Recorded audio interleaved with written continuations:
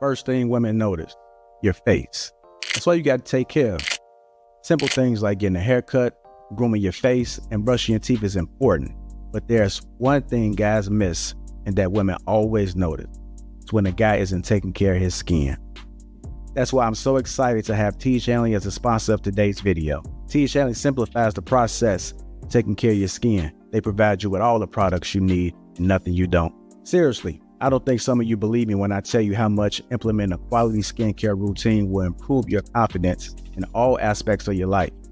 I recommend you start with the level 1 system, which comes with all the basics: daily face wash, exfoliating scrub, an AM moisturizer with a SPF 20 and a PM moisturizer. But and to make it dead simple for you guys, they provide an instruction card in every box that tells you when to use each product, how much to use, and in what order. But because TJ is sponsoring this video, they're offering you an amazing deal. Just click the first link in the description and get 40% off your first skincare system and free gift. Plus, as a member, you'll get 20% off for life. By the way, one of their new gift options is a silicone body scrubber, which is a $20 value and a complete game changer. Once you use this, you'll never go back to a regular loofah ever again. So don't wait any longer. Click the first link in the description to start your skincare journey today.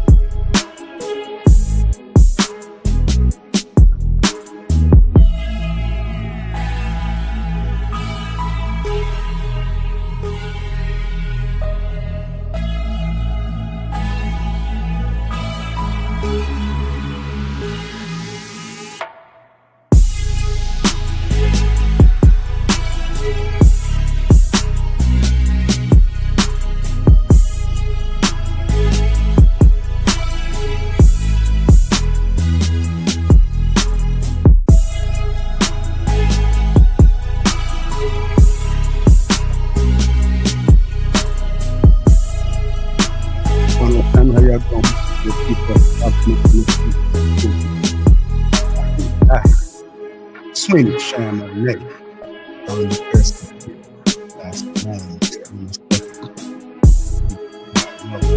Can't hear you. Lapeef, the music still loud. Can't hear you. Could y'all hear me? No, we couldn't. Now we can. Oh, okay. I was trying to look something different, but I want to do it again. Yeah, it's good to see you guys, man. Welcome. Happy Thursday to all. Glad you guys are in attendance tonight. Got a great show, as usual. Looking forward to this discussion. Somebody dropped off. Who was that? Let me see. Sham on that. Okay. See. All right. Marcus in here in the house. What's going on, Marcus? How you doing? What up, Joe? What up? What up, man? Let's get it cracking. Let's get it cracking. All right. How y'all doing? Okay. Blessed and highly favored. So that little smirk got on your face, Shan. Okay. Hey, that's my bad. Yeah, got good test, good test. I see who we got in the chat, man. What's going on? What? Wait, Christopher Matthews, Dale Matthew, Del Will, what's going on? Mills 36, LD, Erica. Thank you guys. Fishing and Fit. As you guys come in, hit that like button. Also, make sure you subscribe to the channel. If you are catching this on the replay, make sure you guys hit that like button. And also make sure you subscribe to the channel. And thank you for participating. Let's get the housekeeping out the way. Shout out to the sponsor, T Channel, Uncomplicated Skincare for Men. 40% off along with a free gift. And if you become a member, you get 20% off for life. This is Men Skincare. They got the wash. They got the eyes, the AM, PM moisturizer. They got the clay mask, the deodorant, lip balm. You name it, they got it. All Men Skincare. That link is in the description. We're going to go ahead and get this show started. Y'all ready? All right. So, are you guys familiar with Kendra G? All right. Kendra G went on to what's the lady named Tamron Hall's show, and she did announce that she is single. She announced that she is single, and I Who's think single? that she made some. Who is single? Kendra G. Oh, Yeah. She been single, right? Kendra No, always. she wasn't. I just went out. No, she wasn't single. She was actually dating somebody. No, I watched one of O'Shea videos, and I think Tasha K as well. I think they said that he was a Nigerian scammer. And so I think when things came out as far as with that, I think she became single. I think Tasha K was announcing that if she was her, she would stop posting her man online. And Tasha K did say that she suggests all celebrities to kind of keep they're not married, to keep their relationships under the wraps. And so I think they had a few exchanges back and forth, and Tasha pulled the receipts per usual.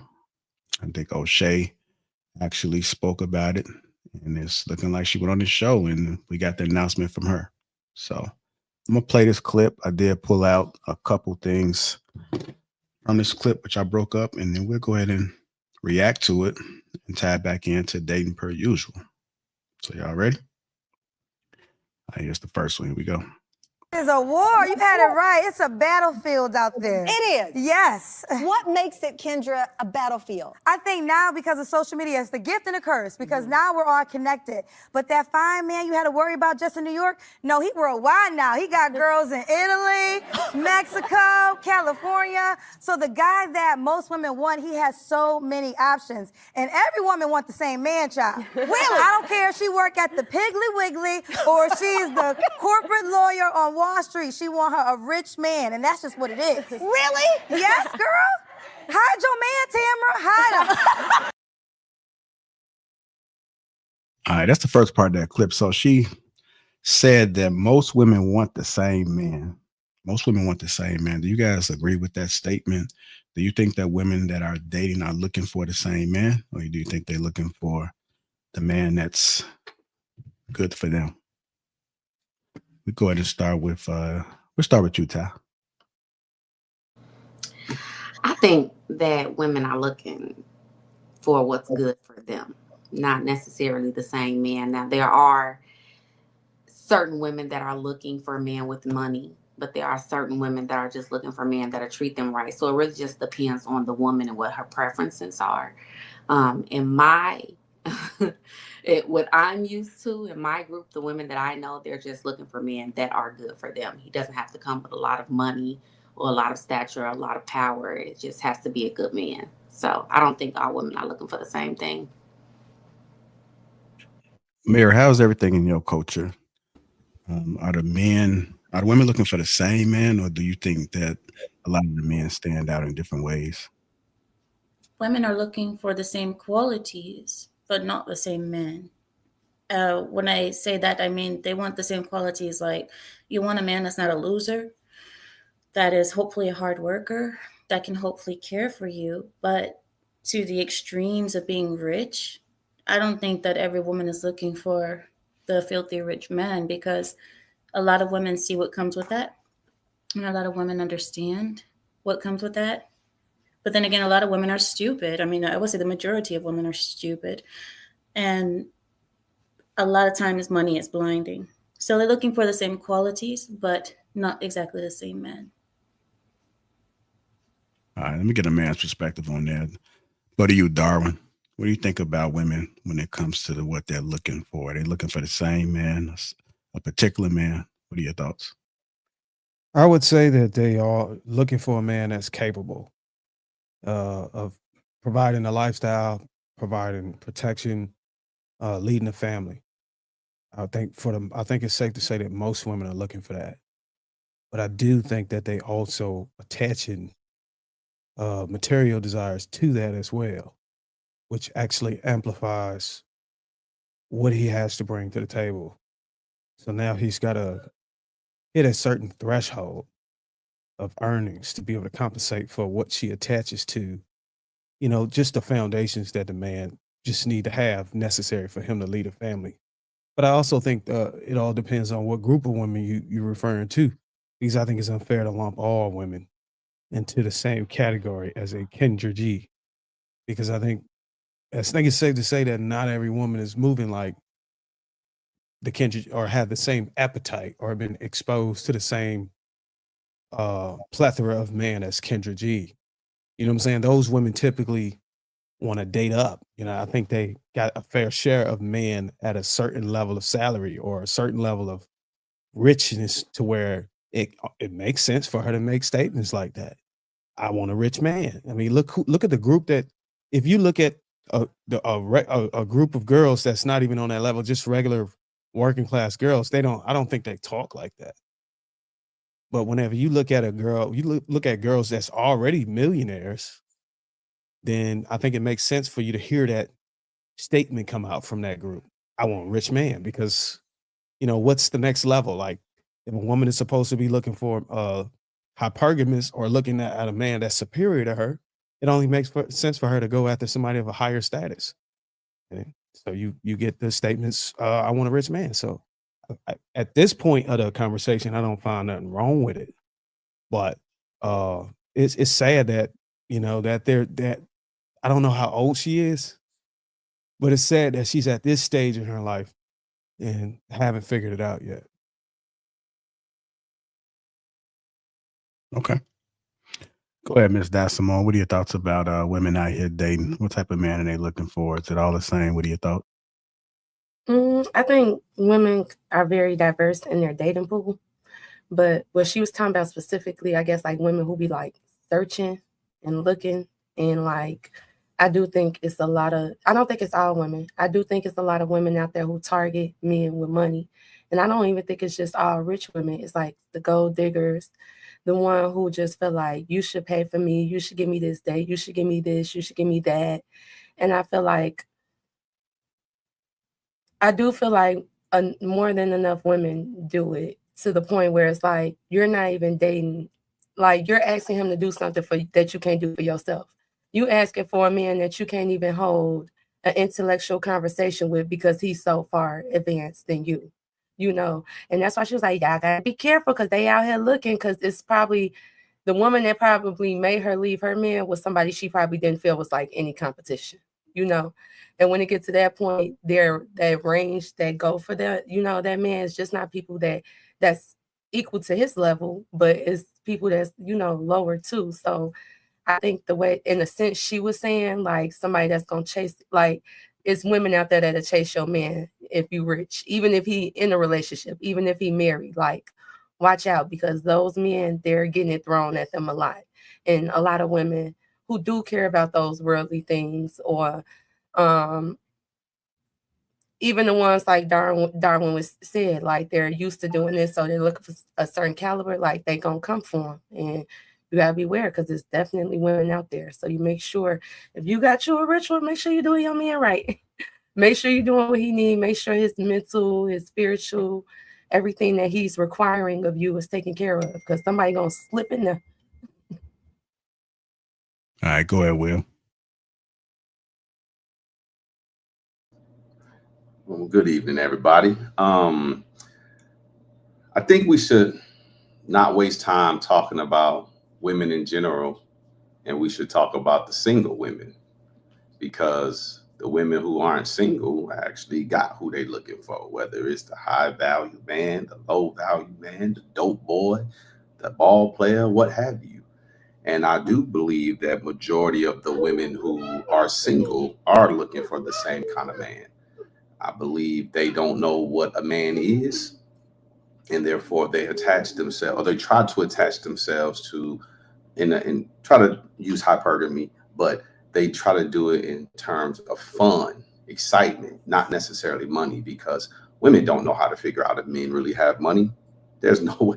Most dudes don't, unless they tell them. I mean, what, you gonna have access to his tax returns, his bank records? You don't know who have money and who don't. Most of these dudes are out here lying, and most of these dudes out here living on credit. So at the end of the day, women are trying to find the best deal they can get, and they're usually going after the same thing because they all identify the same pot of gold at the end of the rainbow. They all think they know what it looks like, and so they're all going for the same pot of gold.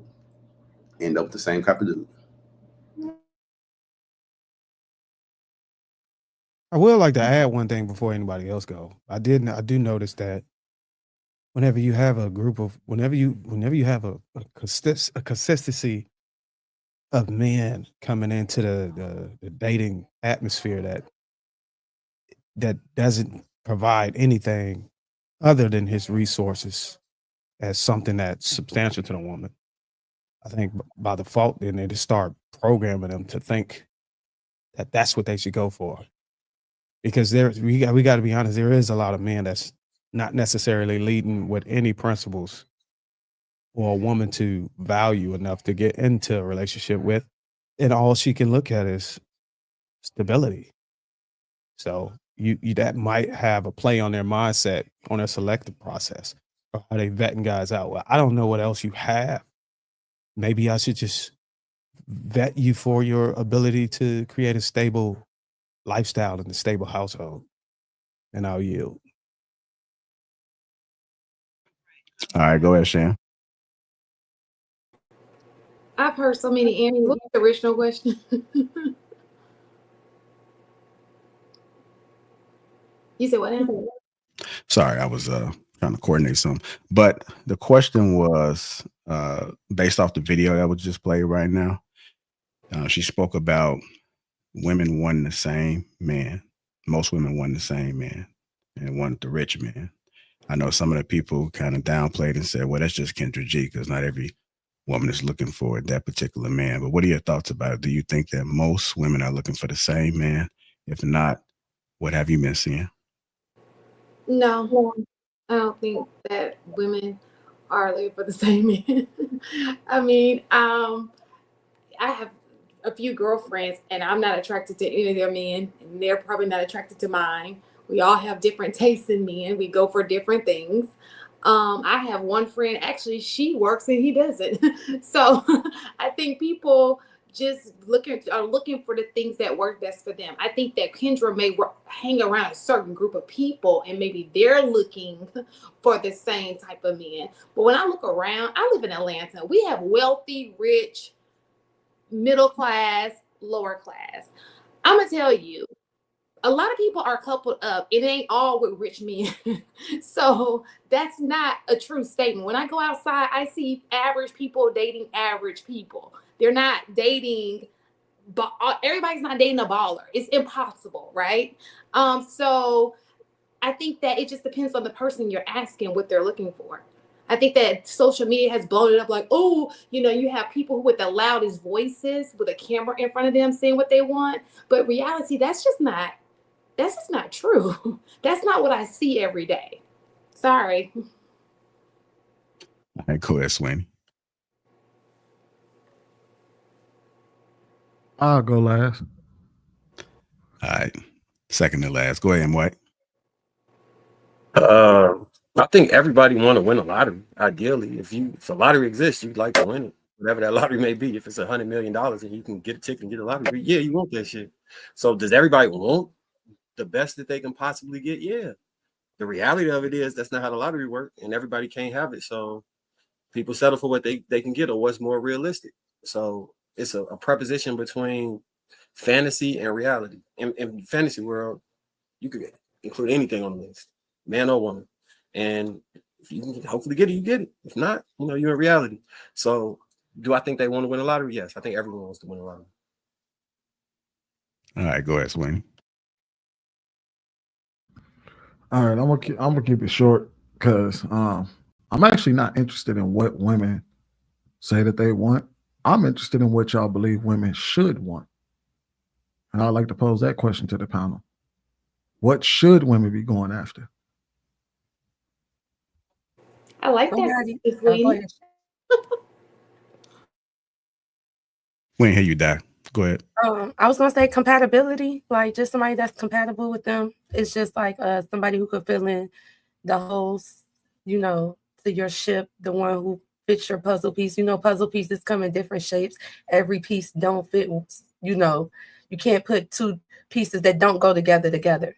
And I think that sometimes the world go after what social media or society tells them to go after versus going after someone that compliments them or someone they can compliment as well and be something, of value to that person as well. I don't think they should go by like I said, the list that society or that social media tell you should go after.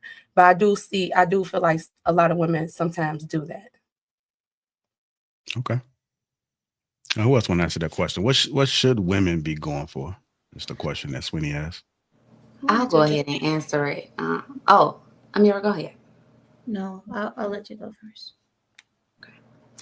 I was just going to say, I personally feel that since women should be looking for someone who can be a provider and protector, you should be going for someone who's not only compatible, but someone you can learn from. Someone who actually can lead you, who can lead your family, who you trust in. For me personally, someone who puts God first, because if you're not, being led by God, then you're leading me astray.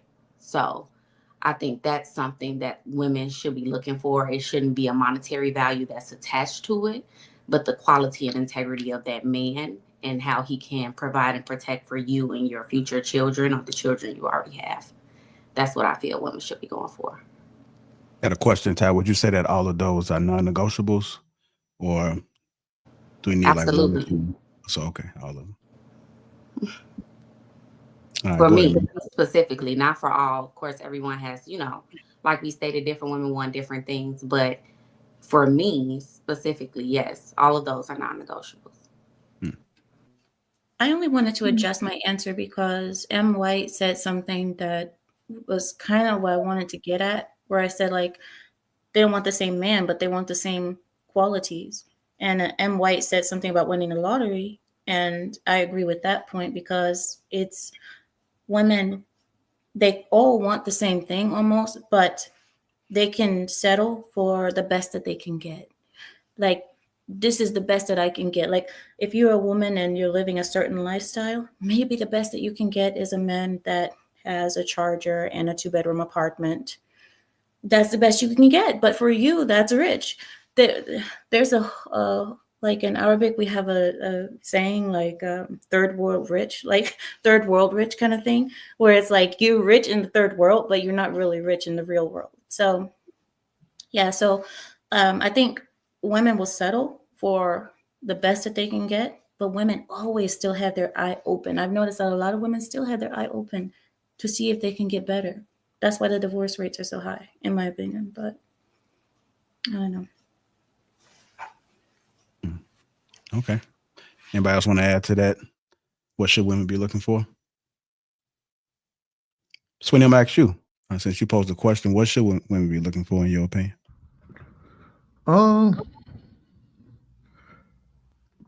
So I think we can all agree that we live in this modern society, right?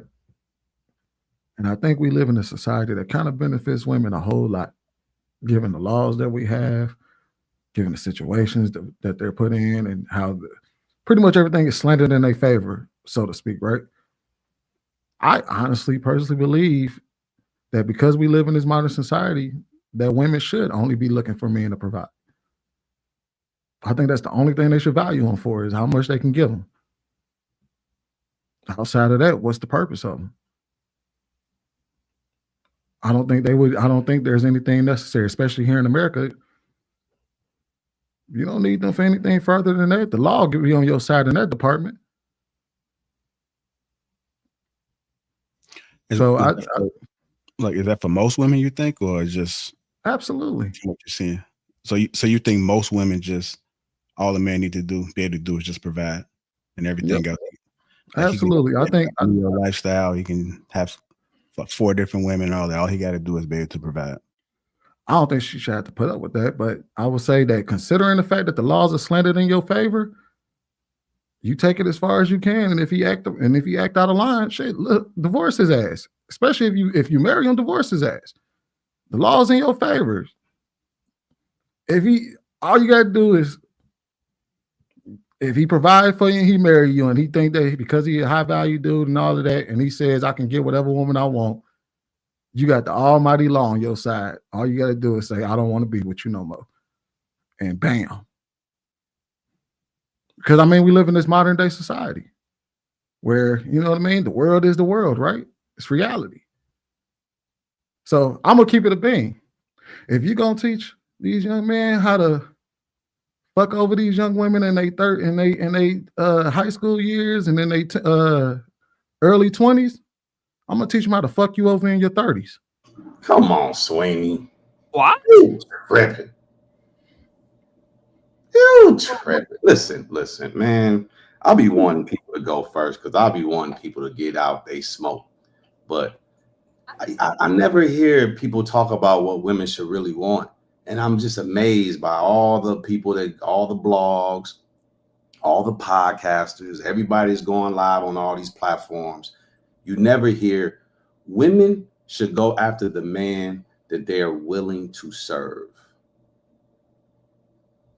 If you're not willing to serve that man, then you shouldn't be with that man. Listen to Ty said a man should provide, protect, and lead. Okay. I don't think any man who's worth his salt has a problem with those responsibilities. But how often do women say, I'm looking to serve? Because what else can you do for a man who's providing for you, protecting you, loving you, leading you? What else can you do? Why does she need to serve him? Oh,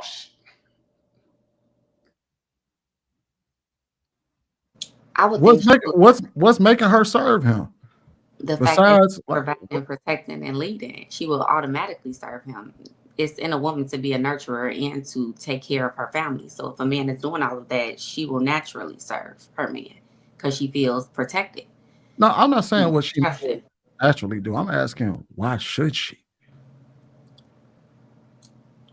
Why not? So I think what Sweeney is asking is, and correct me if I'm wrong, Sweeney, are you saying that what's putting her in check or what's compelling her to serve?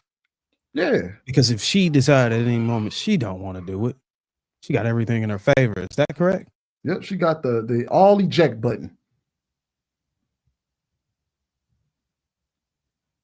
That's the society we live in. This modern day society that gives her the all eject button. She can hit eject and boom, blow this whole thing up. And he got to pay for it.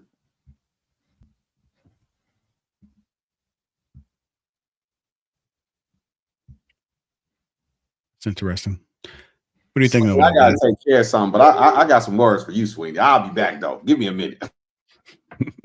Go ahead, Dad. What are you thinking? I think Sweeney is funny. He's hilarious.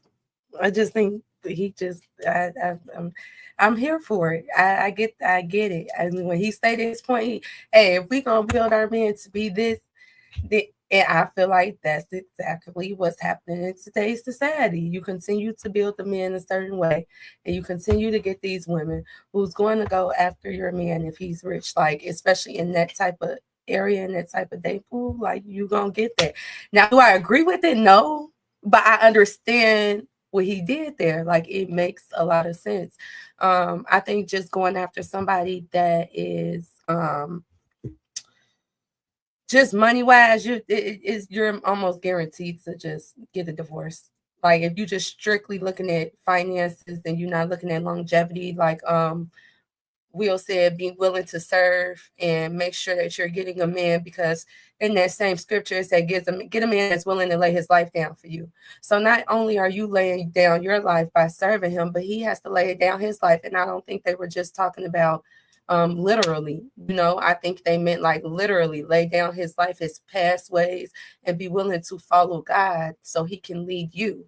So yeah, if it's that, then that's cool. But just if you just decide to go after money, then good luck. Go ahead and chime in on this, M. White. I know you always have a different perspective, but what are your thoughts? I don't even know what to say to that. I mean, what do you want from me? Like, I know this is pulling from that previous conversation. He said, if we doing it, look, I seen the video the other day, right? I seen that actually a lot of these videos, and it be the men that I don't want my son to become that will be the end result of the shit y'all talking about. Y'all can put Ned Flanders ideology into y'all son, and then when he have them little kids that be weird and shit, that's on y'all. That ain't got shit to do with me. And I support your ability and right to go do it. Go make some awkward little weirdos, and you deal with whatever come with that. My son just won't be one of those. That's all I'm saying. Simple as that. You got a little awkward weirdo. Can we get? So I have a question. That's awkward weirdos in high school, but those guys in college end up getting the best wives, the one with the most quality. I feel like a lot of men raise their boys to get quantity versus quality, and that's the issue. No. So wait. So are we saying men are raising their boys now, or is it women raising the boys in the Black community? When I say men, because boys who don't have fathers follow what they see, like what's displayed in media, like what's the norm. Like, we not just gonna act like conditioning is not involved with a lot of the stuff that men do. But even I think some men and I think some married men do it too. When you hear like they like, oh, like just for instance, I'm gonna just bring it up. When y'all was talking on King Talk, how are y'all saying women save yourselves in high school, but you're coaching your boys to talk them out of saving themselves? It doesn't make sense. Hold on. Y'all misrepresented my complete argument. Let me make two things very clear, because this is such a misrepresentation. One, I clearly said for the 5th to 6th time, if that girl is a virgin or chast, leave her alone if you're not trying to be in a relationship. But people act like they didn't hear that. So I'll say it again. If on some Dr. Umar shit, if that girl in a relation, if that girl's a virgin and you're not trying to be with her, leave her alone. If that girl is a virgin and you're not trying to be with her, leave her alone. If the girl is a virgin and you're not trying to be with her, leave her alone. Now that we got that out the way. Men are supposed to chase women. This weirdo shit where we're exactly the same, men and women are equal, and it's not reality. And the more we try and play this game, the angrier women get, the more feminine these men get. Look, I'm more worried about y'all ideology drifting into my children and them coming back talking about he no longer is a boy. That's some shit I'll be worried about. Him messing with girls, I'm not concerned with that shit. That's goofy to me. I ain't gonna lie to you. That's goofy as hell. And what I heard, saying, but at the same time, if just by how y'all put, like you said, at that point, you're kind of seeing sex as a sport and all that other stuff. So in this sport, is it not, do y'all not go after the virgins on purpose? Like it's going to be almost, it's like yes, like a lot of men, I've heard them, they will want her as a virgin, even if they're not ready to marry her. It's like, you don't, like, even when y'all say y'all don't want to go in behind somebody else, that's impossible to tell a guy, yes, do go for pussy as a sport. This is gonna help your manhood, but just don't go for the virgins. Don't go for the best gym. You know what I'm saying? Like, it's like until you're able to provide for her. Go come on, guys. Be real. Like, gym alone. I think the point. Hold on. I think the point y'all missing out of all of the whole entire selection process is premised as if these young people that's going out here to vet with little to no discernment or experience is going to be completely completely honest. We never compensated for dishonesty, which is highly likely. That's often used. We lie all the time. We never compensated for peer pressure. We never compensated for irresponsibility, the impaired judgment that come from the alcohol and drugs that young people start using when they go to parties. And we never compensate. We're looking at it as so oversimplified, as if we already know they won't listen to us. So we're teaching them how to navigate, but we're not considering all of the nuances that come with the navigation. You get what I'm saying? So like, I can't tell you. I mean, I can speak for myself. I can't speak for nobody else, but I lied when I was young. Nah, I never done it before. You fuck a lot of bitches? No, hell no. I'm a good guy. I mean, what's to say the woman that's not gonna lie about her purity or whether she's promiscuous? And the woman can speak on that, because I don't want to speak on the, on behalf of the women when we have women on the show. I got a question. Before that question, because I've been trying to get back to you, Sweeney. I've been trying to get back to you. Now Sweeney, let me just ask you this. Are you literally saying you hope women fuck over men because girls may have been played in high school? You want to see men in their 30s getting fucked over by women? I'm saying, I think I was extremely clear. If we're going to teach our young men that it's okay to fuck over women in their young in their teens and their early 20s. Hold on. I think we need to cross the narrative. You saying I never said let's teach them to fuck over women. I never said let's teach them to harm women. Y'all are creating a weird ass. I will make the argument that if you're trying to teach your daughter to be Chad, but then you're at the same time you're teaching your son to bag as many women as you can, you're inherently fucking over those women. Because I'm gonna explain how. All women start as virgins, and this is why I was gonna pose my question to the ladies. How many of y'all lost your virginity, and it was just on some humbug, or did you when you lost your virginity, didn't you hope something to come from that when you lost it? Were y'all just out there? Wait a minute, man. Were y'all just out there just flying by the seat of y'all pants, or were y'all hoping for something in that situation? Sweeney, don't hold on, Will. I'm asking the ladies the question. I wanted a long-term life. Me and him had children. I got to know his family. I mean, not children, a child. But yes, definitely 100%. Like, what? So did y'all lose y'all virginity prior to marriage or in the covenant of a marriage? So let me just explain this, right? Wait a minute. Wait, can you answer that question first? Because Sweeney over here trying to make it seem like that dudes are out here hunting virgins. First of all, dudes are out here hunting in general. It doesn't matter whether she's a virgin or not. I don't think it's fair to expect. But Sweeney, wait, because to M. White's point, right, the other day, if these women are not virgins, first of all, I don't know if I've ever met a female virgin in my life. I can't confirm or deny that. How would I know who is a virgin and who is not a virgin? And I can't speak for all guys, but I just don't think that the average guy is out here seeking virgins. If he meets a virgin, cool, he met a virgin.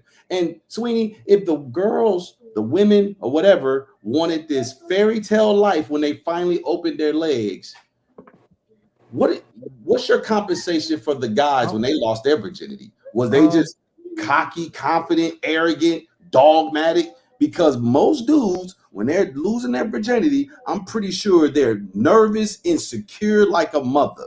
And I beg to differ that the average guy losing his virginity is losing his virginity to a girl who's also a virgin. So stop that, man. So again, I think the point is that every woman starts as a virgin, and there was some guy that came in and cost her virginity. And when we say, oh, we're not telling them to go after virgins, keep it a beam. The information the advice we were given when we was talking on King Talk, we were talking to our 13, 14, 15, 16, 17-year-old sons. And we were telling them, go out there and get it. Did you do that? Let me finish my thought. So in those particular situations, I would make the argument that they're not gonna care whether the girl is a virgin or not. They're gonna go after what they want, and whether she's a virgin or not. They're gonna say if she's the one that they want to deal with, they're gonna do whatever it takes to be able to bag there. Cool, and that's fair, and I'll give you that. I'll just say, for the sake of argument, let's just say that's true. All right. So no, it's not true.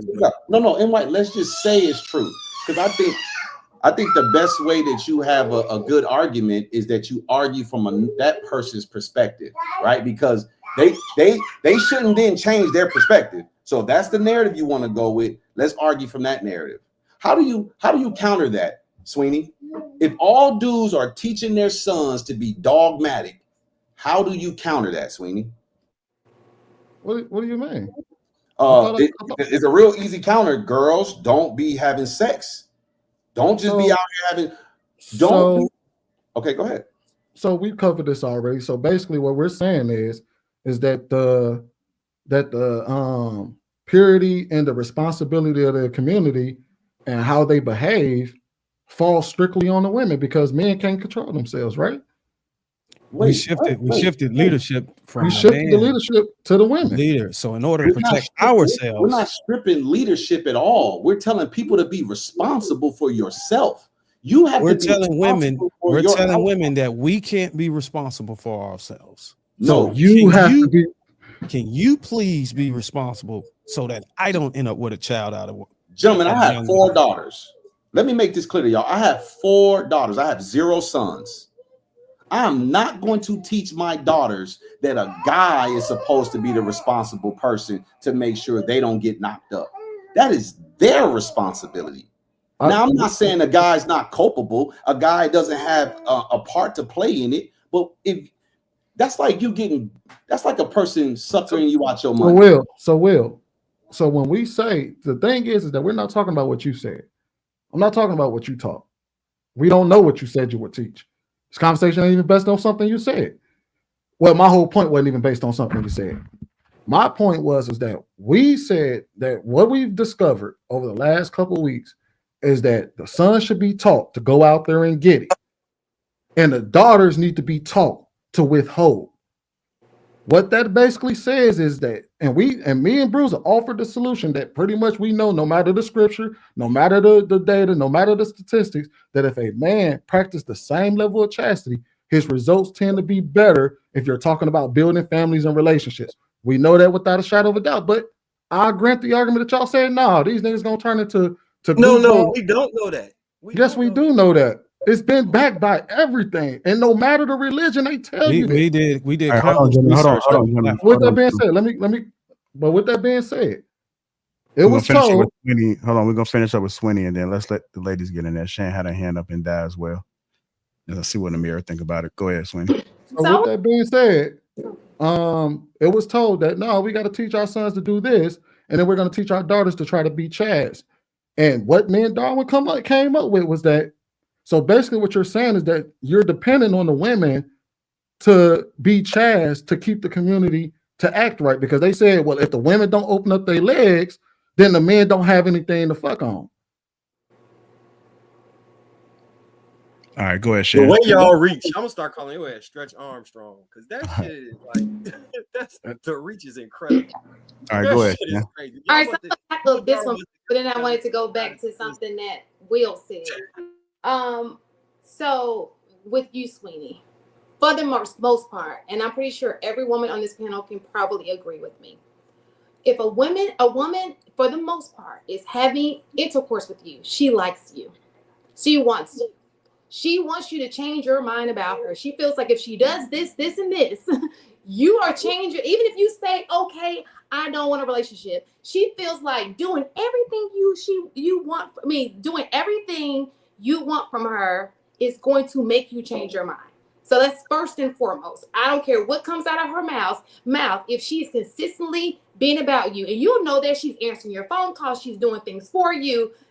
People don't do those types of things for people they don't want to be with. Okay, it's look at the action, not necessarily the words. Okay, so that's first and foremost, and that's most women.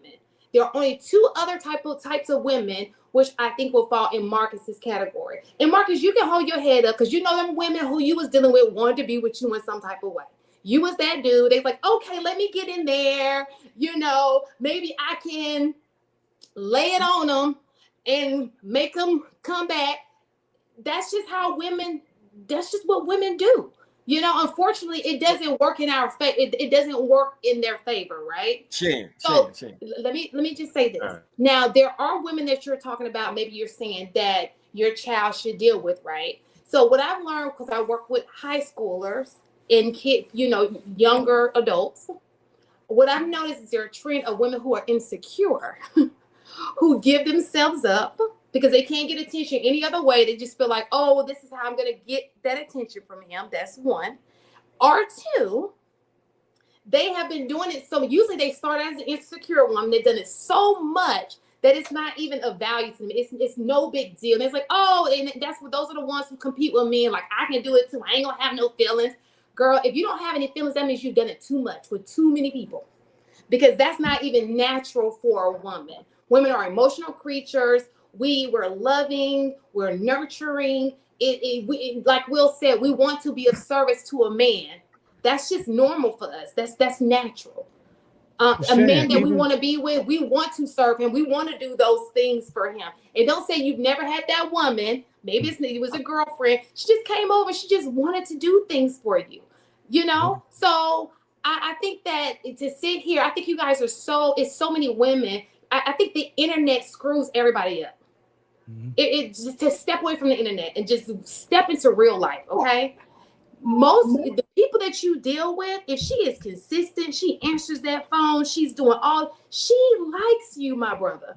And when you leave her, you're gonna break her heart. I don't care how hard you're gonna break her heart.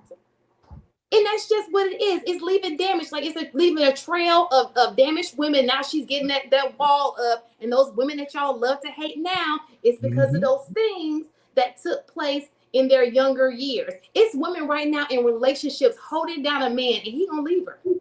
He don't even want to be with her. He playing the role because he just, she's doing it. Might as well. Man, you just gonna beat this dead horse. Will, Shane, though, because that may be your daughter someday. Shane, as a woman, can you answer this quick for me? It's the reality of the situation. You may not want to hear it, but I'm just gonna be honest with you. No, we want to hear it. So now, your point an hour ago. Hold on, Will. Let me just say this third, because they really misrepresent my argument, and it's really disingenuous as fuck. So one, Shane, I talked to you numerous hours about this, and I always said men shouldn't do things that make women think they're in a relationship with they don't want to be in a relationship. I agree with you. No. Could have sworn I said that. So we're not talking about men. Hold on. We're not talking about men pretending to want women, breaking their heart, and leaving them distraught. We're not talking about men seeking virgins out and trying to destroy their life. This is a disingenuous argument. And if y'all want to keep making disingenuous arguments, then I'm gonna start making crazy. Okay, so Marcus, we can just play this game all night. Like let me clarify. So give me a second. Let me clarify. When I used your name, I was telling you the scenario. You know that there were girls who liked you. That's true. So what I'm saying to you is that's not to take away from. I heard you. You're saying those are not the women that I want my sons to date. I want them to date women who are this, and this. I get that. I'm not taking that from you. One argument was, I'm just telling you because of who you are, and I know you dated great women, right? Yes. They unfortunately had to let go. And that's not, for whatever reason you had to let go. The point is those women loved you wholeheartedly. They wanted to be with you. It wasn't like they were just like, oh, let me give it to Marcus and because I want to be with Marcus. And that was my argument. So let me just make sure. I also said the only thing that I did wrong back then was not be forthright and upcoming about how I wasn't XYZ. And as I got older, I realized how you don't hurt people and you give them an option and a choice and you move forward. I am going to tell my son to give that option and choice, but tell them that he's not trying to be in a relationship right now. I don't see how this is. So in high school, most women require a relationship. Hold on, y'all. We got to make sure we shut the mic too. Let's go ahead and get Ty in there in the mirror. Ali. I was just going to say this whole argument is being based on high school age. Correct. So at that time, the young man, we're talking about adolescents. They're not thinking, oh, I'm going to make sure I'm not doing things so that she doesn't feel that we're together. They're going to do anything they possibly can do to get the end goal, which is the draws. They'll make you feel like they in love with you. And the girl is also naive. So any little things can be, hold on, let me finish, please. Hold on, Will. Any little thing can get these girls like Shan was stating, to feel like you are connected to her. Maybe you're saying like, no, I don't want this, but you're showing up for her. You're showing love for her. So I don't think it's realistic to say, I'm going to teach my son that he has to make sure he's not showing that he wants to be with her. Because when he's in the field and when he's going after it and he sees a girl that he wants to take down, virgin or not, that's what he's going to do. That's what teenagers do. No, They I do think whatever they can do to get to the goal. I don't think y'all know boys. I really don't think y'all know. The more I y'all think, talk, have we're you not dated a talking about boy? no Will, boys. when was the last time you dated a boy? This is how girls perceive things. That's what I'm can I make my saying. How point? you gonna say we don't Can I, know boys? We can I date make my them. point? Wait, can I make my No, because point? I couldn't make Oh, mine before you cut me off. you didn't make the Please. point? Could you be quiet for a second? I know you like to talk, but it's I a think we lot of all people like to on the talk. bench. I think the problem is y'all do a lot of talking without making a point. All right, Will, come on, let's go let her finish. Will, go ahead, Ty. My entire thing was there is no way in which you are prepping boys that are teenagers who don't even have their full frontal lobe developed to only go after certain girls and not promote that they actually want to be with them. In every situation, that's what's going to happen. And they are going to take down virgins. And it's unrealistic for you to think that that's a reality, that you can keep girls that are all virgins while boys are prowling after girls. No, they're going to have sex. Go ahead, Amir. I think that this is why through history, women's sexuality has been controlled so much. I know that women today argue that men should not tell them what to do with their bodies and they shouldn't have any say on what women do. But the problem is that that's men protecting women. They kind of have to. And men, when I say men, I mean their father. This is why father is so important, of course. But women's sexuality is a problem because women are vulnerable. Women are weak. Women get abused. Women get confused. Women fall easily for many things that aren't real. And this is the reason why women's sexuality has been controlled throughout history. And it's been controlled so hard in the past that women, of course, have died for just being hoes. Women will get killed for being a hoe. But the reason is it needs to be controlled, because if it's not controlled, we get the situations that you guys are all talking about. She give it up because she want his attention. He don't like her later, and then he break up. Then she's damaged, and she goes to another man with the damaged goods, and then she continues the whole chain. You wouldn't have to deal with this if she was protected by her father. Well, Okay. I would say that actually. Oh, my Hold on. bad. You said there was somebody else supposed to go after Yeah, her. yeah. My fault. Yeah, go ahead. Ali, I don't know if you want to speak on anything that's been said already. Hi, everybody. I don't know what y'all talking about, but I think y'all are talking about men sleeping with virgins or something like that, or sleeping with women that they don't necessarily want a long-term relationship with. And I feel like the problem is women are too naive. They have been sold a fairy tale that doesn't really exist. When a woman and a man meet, we fall in love due to a chemical reaction due to mating. But that kind of wears off after a while. And then you have to look at reality and you have to be logical. Can this man provide? Is he a bum? You know, these type of things don't go through women's head because they fixate on one thing. They create a narrative in their mind that this is the one, and I'm gonna marry him. Instead of being like men, more logical, dating around, men are gonna think with this head, well, that head and this head versus their heart. You know, if this woman can't, if he likes a woman that cooks and cleans and she can't cook and clean, that's a deal breaker for him. I don't care what you do. And a lot of women think, oh, I could change him and I could do this and oh, he's the one. No, if you've been with a guy and it just don't fit, move around. Move around, sweetie. Unless you have like an arranged marriage. I don't know where Amira's from, but that could be like what she's talking about, protection. where, you know, your dad kind of hook you up with somebody and they kind of give them the A-OK, protect my daughter. But that's not in the Black community. Black women got to wake up and date more smarter, more logical, have a list of must-haves. And if the man don't want to be with you, move around. Do not sit around and wait for him to change his mind. Can I say something real fast? Because just off what she just said. Hey, before you go, Shane, can I ask you a question? And you can go right after you answer my question.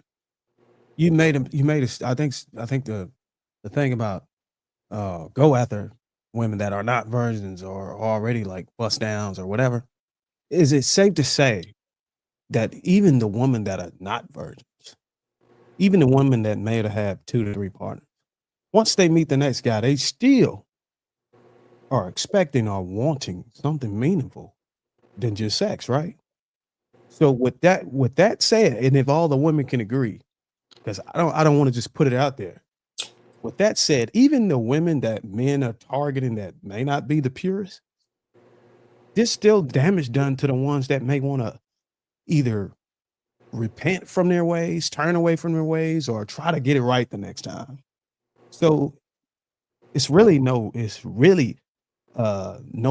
for a man to go and play the field, because he don't know. Like if all of the women that have had partners before still want the same meaningful relationships at the virgin, shouldn't they be entitled to that? And if not, how do we choose which ones are not entitled to redemption after they have made mistakes, or they're entitled to a meaningful relationship after they got it wrong 2 times or been finessed 2 times, so to speak? How do we choose the group of women? How do we choose, hey, we're going to choose your daughters since they've already had sex to practice on? You get what I'm saying? Like, how do we configure that system so that the guys can go and get the Can I development? ask a question? Why do women have to stay pristine and holy when men out here doing their thing? Can I ask you that? Like, is a man that wants a virgin, is he a virgin? Or is he typically the type that, you know, has been through a multitude of women? Like, why do y'all want something that y'all are not? You got to match energy, baby, and reciprocate. So can I say something real fast? So before Bruiser said his piece, I wanted to say something. This is not, don't take this dream, please don't take this offensive. But Allie, you know me. I'm sorry, girl, I ain't got my glasses on. It's going to struggle. Them A's start looking like D's, and you know, it's just crazy. So a lot of things that she said, like she said, Amira, this is how the Black culture goes, and she's absolutely right. But do you understand how she just said, you know, you got to take your emotions out? We as women are grown to be emotional creatures, but because of how our culture is, it's making us something that we're not designed to be. Okay, like she said, you got to think more logical. She's trying to, now we have to start programming ourselves to think like men, and we're not men. To survive in this dating game, we're not. That's not normal. Being logical is not a pretending. No. When it comes to love, sense. Listen, as it relates to love, yes, you can be logical when you're making decisions, but when it comes to love, you're the nurturer.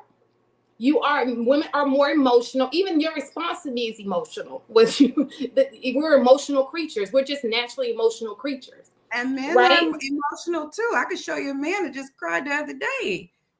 Men cry. They just might not cry to you. So we're both. So I agree. We both have masculine. I think you guys get what I'm saying. We both have masculine and we both have feminine energy. But because of this dating game, the women are getting harder. And maybe sometimes, like you said, the men are getting softer, you know, whatever. Anyway it goes, it's out of this element. It's not right. It's just not. Can I respond to the things that I want to respond to Ty and Shan? So can I ask you ladies a question first? Now, Sweeney, when I be asking my questions, sir, they don't tend to get answered. So ladies, do girls mature faster than boys? Yes. Scientifically proven, they say they do. Okay. So do all you ladies agree that girls mature faster than boys? That's a generalization, you know. Not necessarily. I know a lot of I'm asking you in general. mom ain't that mature. Yes. Let's keep it real. I'm asking in general, do girls mature? No, I disagree. I don't Up agree. until a I certain don't. age. I feel they do.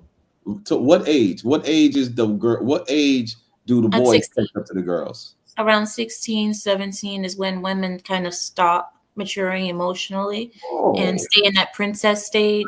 And they stay into it until their late 30s, 40s. And that's when they start becoming a little bit more logical.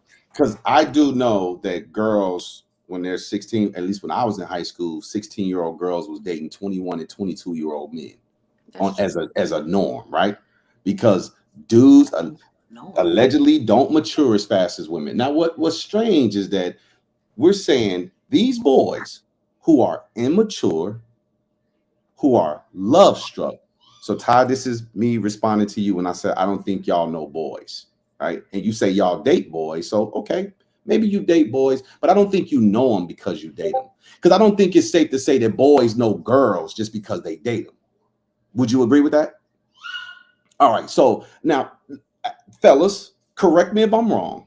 When we were young, 10, 11, 12, 13, 14, 15, even I'll say 16, do y'all agree that we were more simpish than dogmatic?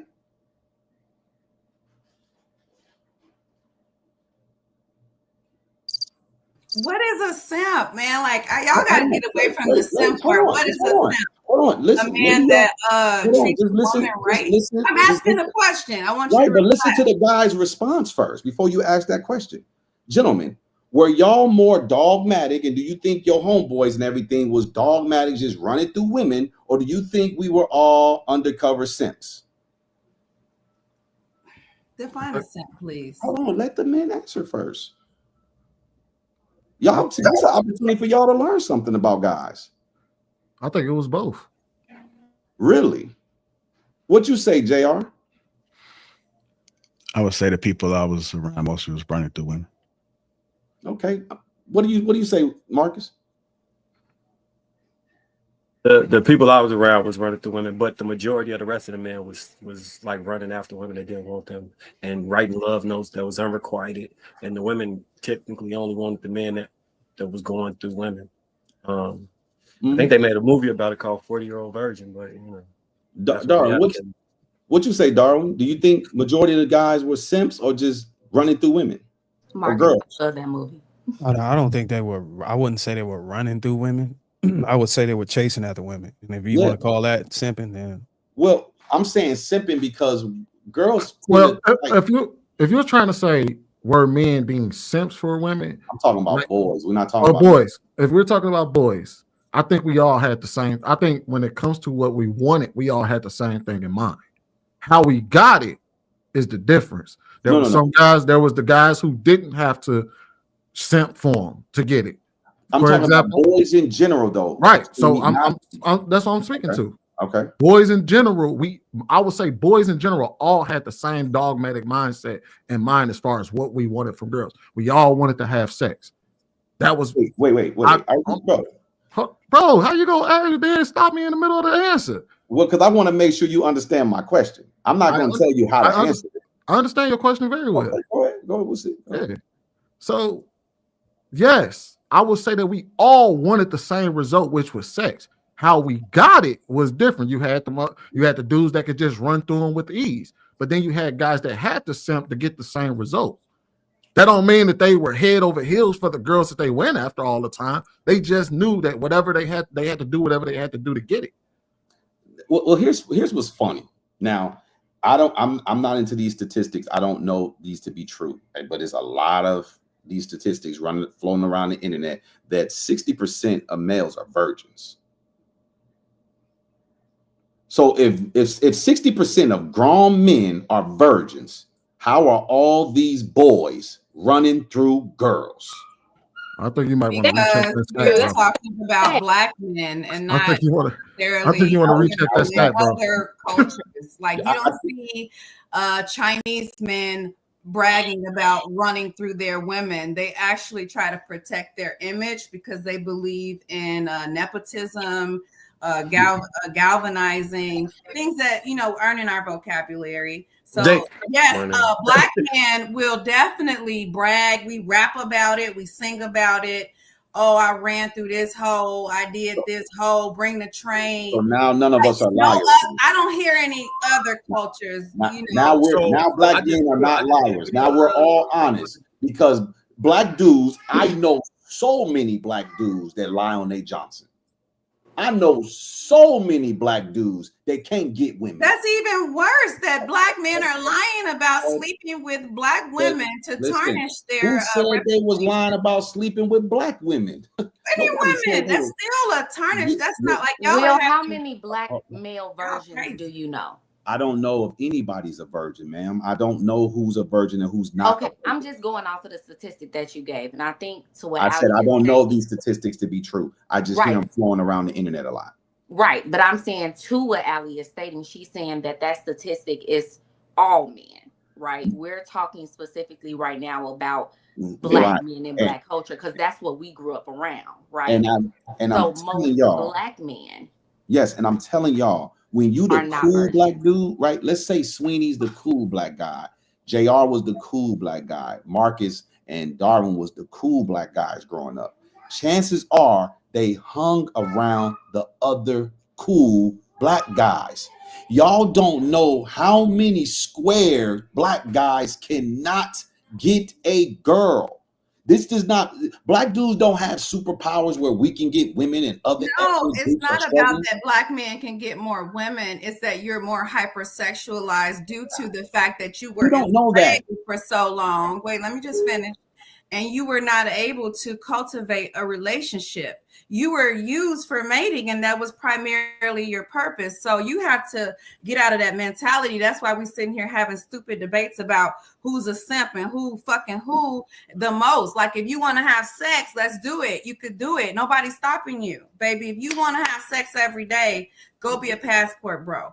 I will, you know what I mean? That's what y'all promote, the black men in our community, passport bros, and they have conversations about who's sleeping with who. Like this, we need to be having financial literacy conversations and your net 30 and infinity loan. And like it's different. Like I'm tired of this conversation about talk about it. Children losing their virginity.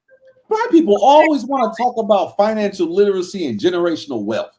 Because we don't have any. You don't have, I have it. You probably don't. Listen, that's why we would like to have more conversations about that. Then go get it, right? Who and black men are sleeping with. Watch this. Y'all can sleep with who you want. Y'all are a hot commodity right now. Do you currently have generational wealth? I do. So are you starting podcasts and you talking about it and you're leading the charge? That ain't my platform. Oh, but you said what we should be doing. You you are men. I think we got away from the original. You should be right, leading let me, that conversation. Hold on, y'all. Let me get to these super chats and then I'm gonna play the rest of that clip. Gina 789 super sticker, $5. Thank you. Mills 36 $2 says these queens deserve it all. Facts, Sweeney. 100 emoji. Please do not read my super chat. Please do not read it. Okay. Mills 36 $2 says in white, teach the youngins to get plenty action. Big Ant 11 $10 says JR, for the first time on this panel and in my life, I have to admit that I agree with Sweeney. History was made tonight. Hink in the basement $5 says shout out to the ladies who are good with coffee dates.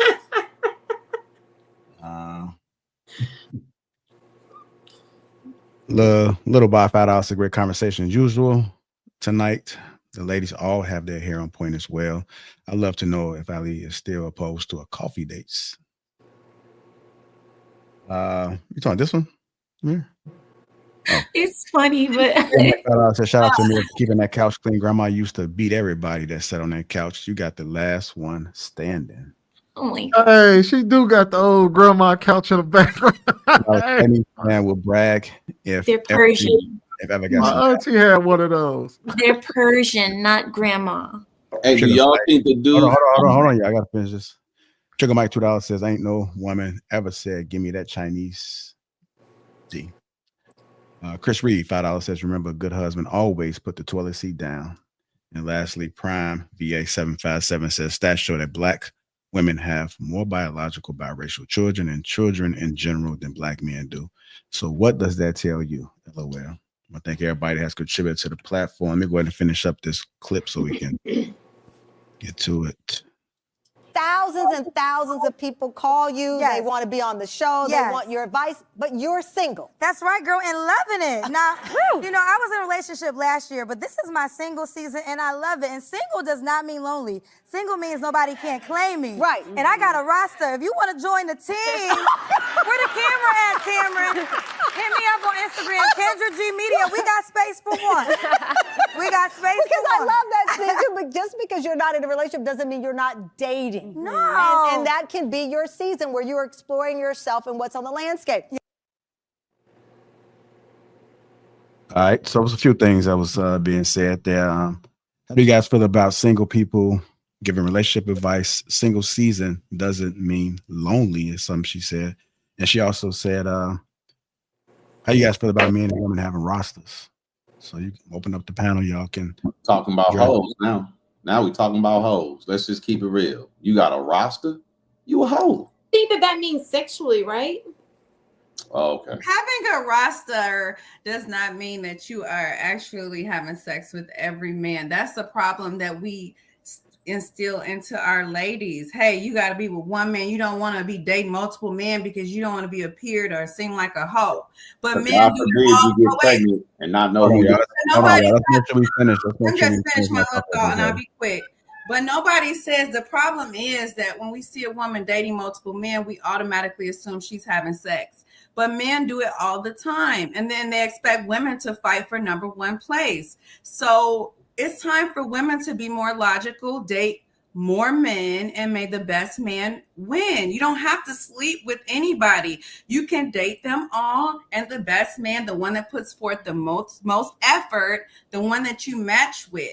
Why does a woman have to meet a man and just date him when she doesn't even know if they're compatible yet, right? They haven't went through the storms. They haven't went through all these relationships or these dating trials. So why does she have to settle for him and his family and all the baggage that he comes with right away?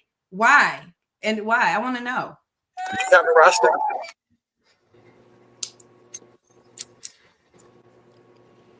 I think she heard you, right? Are we I say somebody, do you have a roster? Are you condoning? Oh damn! I thought I was unmuted. Listen, I'm sorry. I gotta ask you. Why do y'all all? First of all, who waits till they go through a storm before they enter a relationship with someone? That's first. Second of all, why do y'all always have a commercial attached to y'all singleness? It's always single and loving it. Do you ever hear men say single and loving it? You know what? Y'all be. Let me tell y'all why y'all be hoes when y'all talk about having a roster. Because whether you're sleeping with these men or not is irrelevant. Amira, let me ask you a question. How many men that's not your man do you want to touch you?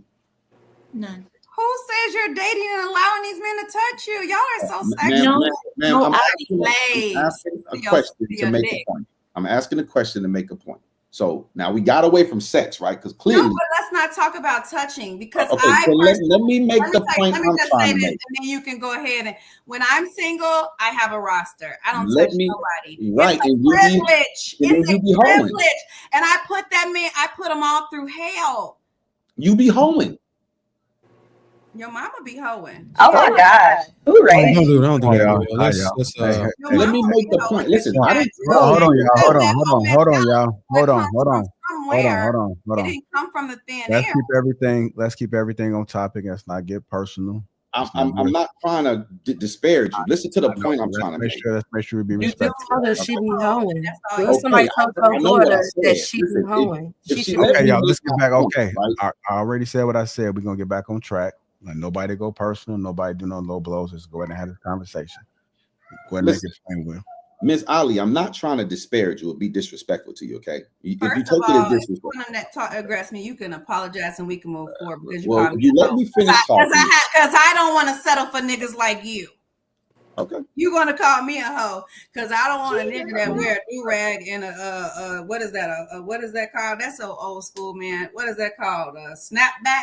Like that shit is old and played the fuck out. You gotta grow up one day. It's called Arrested Development for a reason. What's that movie by that guy who like it's a movie about you? I think it's Arrested Development. I never saw it, but it's a whole movie. Baby boy, that's what you are. Because all you see is hoes. You don't see women with options, who educated, who got their own, who like. Come on, Ali, don't do that. Don't do them like that, Ali. No, let her go. Myself and let him go ahead. But I'm just saying, I apologize if I offended you by calling your mother a hoe. But because you called me a hoe, I resembled her. So that's why I was like, we one in the same. Let her, bro. Look, let her go. Don't stop her. Let her go. Let her get it all out so she can feel like she exhausted all of her insults. Go ahead. I don't have any insults for you. Okay, well then we can move on. You remind me of a Chris Tucker. You remind me of a cool cat, a funny guy. But don't call me a hoe because I want to see my options. The problem is low life men who are down here, who are broke, who don't have shit in life, who got a 650 credit score. They want me to lower my standards, lower my credit score so I could be with them. I'm not doing it. You got to meet me up here, baby. And then if it's a roster up here competing, if you feel threatened, baby, move around. Move around. That's what bust downs are for. And it's a place and time for everybody. So I want to ask y'all a question. Let me ask y'all a question. If a lady is up here and the roster that she maintains is also up here, yet she's still single, what's wrong with this picture? Can I answer that, or you want somebody else to answer? Whoever can answer it. I don't care. I'm just inquiring. Just because, like she just said, just because you're single doesn't mean that. Okay, so say for instance I'm single and I'm up here, right? This is where I say for myself because I can speak for only myself. If I'm up here and I'm single, and it's 10 different guys hitting or want to see me and date me, do you think I'm prioritizing them, or I'm prioritizing my money, the things that I'm doing in my singleness, because it's a reason that God put me as a single woman in that time and space so I can develop as a woman, so that I can make sure my shit is up to par. So when I meet that type of caliber of man, I am what he likes. So it ain't just like I'm single and I'm looking for a man. I'm single and I'm working on myself. And there are men that see me working on myself with a roster, part of my life, and they have to wait their turn. And when I feel like the time is right, I will announce him. You won't even know. You will think I'm single right now until I get a ring on my finger. Okay, make the point so I can. You single, highly educated, successful woman, single with a roster, but God has her single and she working on herself. Entertaining 10 plus men. Okay. If that ain't hoeing, ladies and gentlemen, I don't know what hoeing is. Now, I'm not calling you a hoe. I'm talking about the behavior. Now, if you allow me to finish. So if these women are not sleeping with all these men, cool. These women are not being touched, don't want to be touched by all these men. So what are we talking about? Are we saying that these women have a roster of men they're just talking to? Is that really a roster? If guys are just conversing with you, is that really a roster? Can I say something? Go ahead, Dan. When women have rosters and men have rosters, it's two different things. Do your own research on how many women actually come from sex. That's why when guys be like, oh, use your experience in high school to gain experience, even in adulthood, y'all still it's a large percentage of men who is not making women come. So when y'all create y'all roster, it might be from sex, but a woman creates a roster, it's going to be based on connection, something more emotional. It's not going to be sex. Women can have a roster of men that's courting her and she's not having sex with them. And she's okay with that. And then y'all be like, and y'all just so happy single. Y'all love statistics. Look up statistics on how many women are actually happy single. Like, and it's a reason for this. And then another thing is, y'all want y'all wives to imitate and mimic. Like a lot of men would agree that they like the women that a mirror, like how she is to her husband, how she submits, how she sees him, how she values him. Y'all would say, I want a wife like that. But then as soon as we be like, oh, give us the same incentives their husband do the same things that their husbands do, it's an issue. You get what I'm saying? Can I ask you a question? Y'all got to put it to, I don't get it. And then it's like, I thought this is a place where we can come to a point of understanding. So it's like, she's steadily telling you what women value and what our rosters is based off of. He's like, that's bullshit because that's not what we men do. It's like, it's weird. So can I ask you a question? I just want to add on to that real quick. Hold on, You let me call me ask a Dara a liar question. and saying that it's not Will. Hold on, fun. Will. 1 second. I just want to add that real quick because I did feel I appreciate you for speaking up for us ladies and for me as well. Because the whole thing is like y'all compartmentalize women and you only open up so much. Some men who keep rosters, but a woman who has a roster is not having a roster to fuck 10 different guys. A woman who has a roster is not looking to get money from 10 different. Well, depends if she's a dominant. I mean, you already explained your roster. Can you go explain it all over again? No, I'm talking about different types of rosters, sir. Right. Let's keep with the conversation. Let's not digress. Stay abreast. What I'm But saying is, I'm trying to ask a question to understand something that y'all mentioned about this roster. So, Di, let me ask you this question. You're saying that these rosters is about connections. How many connections, Di, do you need to have with men that you're not in a relationship with? You need to clarify your question, because if I meet one guy on Tuesday and I meet another guy on Wednesday and I meet another guy on Monday, I really don't know shit about neither one of these guys. So I'm dating them.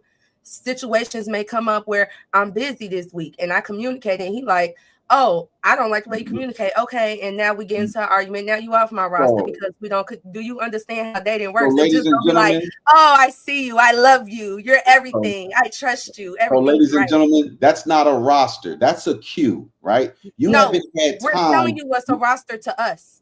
You okay, can't I tell hear women you. what's That's a why I'm roster asking to questions, us. right? I'm trying to understand what you're calling a roster. That's why I ask questions for clarity. No, but you told me that's not what it is. That's what I'm telling you for a woman. That's not the definition of roster. Right. Listen. Okay, ladies, Hold on, listen. y'all. One mic. If you want to say that's what a roster is to y'all, cool. We'll accept that that's what y'all mean by a roster, but that wouldn't be intimidating to any guy to think that, oh, you met a guy on Tuesday, you met another guy on Thursday, you met another guy on Sunday. Yeah, you haven't had time to go out on dates with these guys. You're just conversing with them on the phone. No man on planet Earth would think that's a roster. I'm going today with a different Hold tight. Let me get some other folks in there. Well, I think a guy who really cares about you and want to spend his time with you and is planning on being with you, he's going to be like, nah, let me do what I have to do so these guys are not on your roster no more. It's called courting. Got you. Let's get Ty, Darwin, Shan, and Sweeney in there in the mirror too. If they have anything they want to say. Y'all ain't gotta say nothing on this. I could run some more of the clip. I just got a question. I had a question. My question is, if men are not dating intentionally, if they're coming into the relationship or for sex, doesn't it make sense for a woman to have a roster or have whatever y'all call it? Doesn't it make sense so that she can be able to filter these guys out? For the most part, these guys are coming in to just bang her out. Thank you. I appreciate. I just want to comment. I'm just a question. I mean, because that's just common sense, and that's the mind games that black men play.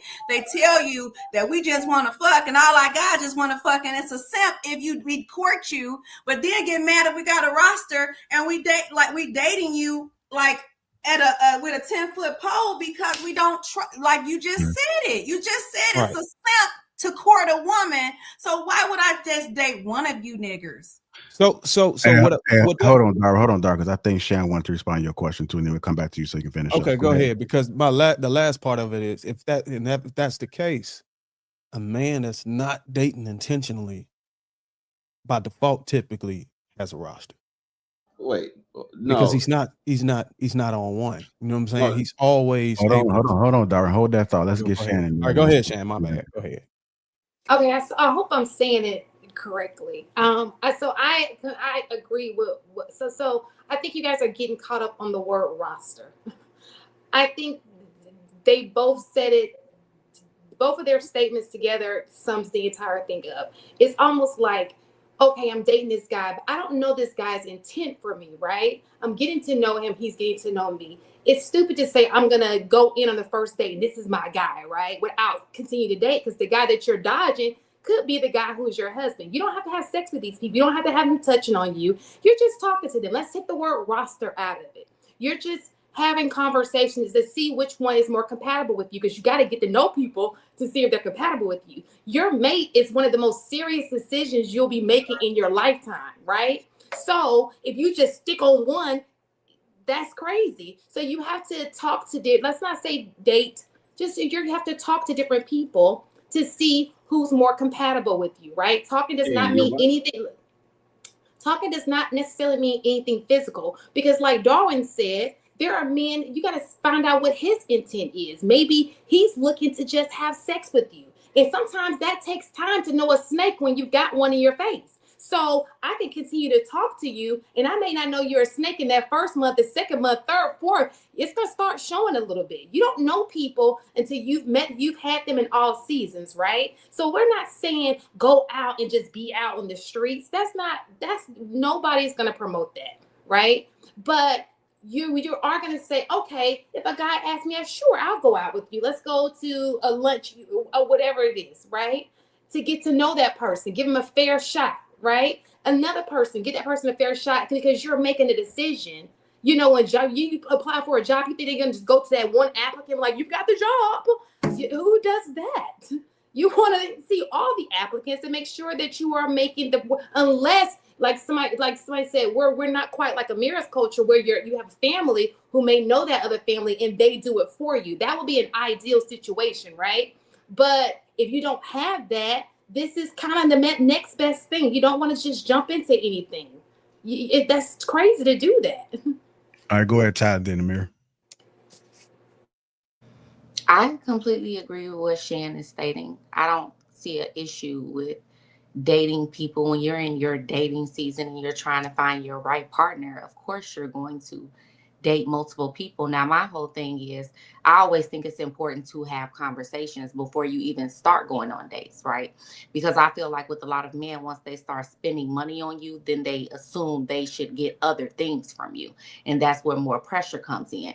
So then let's spend a little bit more time just talking to each other. Can you hold a good conversation? What do you like to talk about? What are the things you're interested in?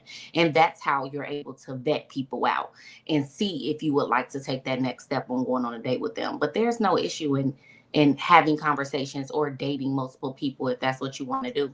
You don't have to sleep with all of them like everyone else is dating, but it doesn't make sense to meet one person and be like, I'm locked in. That wouldn't make sense at all. No one does that. Go ahead, Amir. My father told me that men are very territorial, and I don't know about the dating world. I may be a little ignorant about the dating world, but I would give advice. Women don't have, even if you're not having sex with a man, your image is everything to a man, because men don't like to be embarrassed.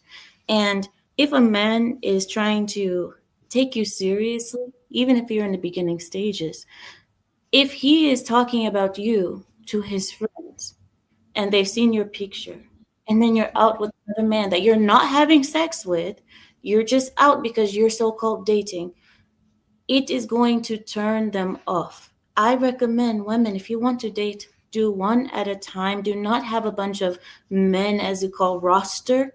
Do not do that, because your image gets decreased. The way you look, your image, you look cheap. Sorry, what were you saying, Jer? No, I was just saying tarnished. Go ahead. You said it looked cheap, and what else? Tarnished. Thank you. That's the word. Your image is tarnished. It is tainted because you start looking cheap, even if you're not having sex. But the thing is, the men can't verify that you're not having sex. All they can do is go off your word, and women lie.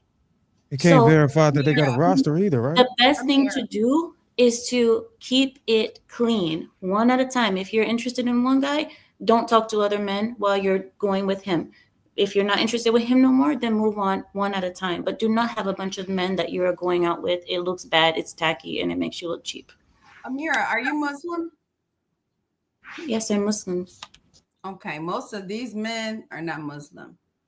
And It doesn't have anything to do with Islam. Yes, This is it not about does, Islam. because I used to be a Muslim, and it's in the Quran. You're speaking from things that are religious. In the Quran, we don't date. So this has nothing to do with the Quran. This is talking about your topic. So it has nothing to do with my religion. You don't need to bring up my religion because it has nothing to do with you or the topic. Oh, it does have something to do with me, sweetie, because I was Muslim, actually. And my last name is Hassan. So, sweetheart, you're not the only Muslim on the panel. So I can speak about Islam. I'm very educated on the Quran. So I brought that up. Let me just finish, and then I'll let you get it. Okay. I brought that up because we're talking about a different demographic. And if a Black woman was to date one man at a time, which we typically try to do, we're the most unmarried women on the planet. So we have to be dating men that actually want to marry us, right? That actually, like Darwin said, are intentional. So if we have a group of men that are not intentionally dating us for marriage, you want us to date one at a time? You gotta fill the room out, because I know that you come from another world, but you gotta fill the Black community out if you're gonna come speak with us. Like, kind of identify a little bit with us. You can do what you want. I just give my advice. You can keep your roster and you can keep looking cheap in front of the world. That's your business. I think Amira was saying, hold on, Allie. I think looks cheap. Hold on. Allie, I think what Amira was trying to say, baby, that makeup is cheap, and that. Hold on. Hold on,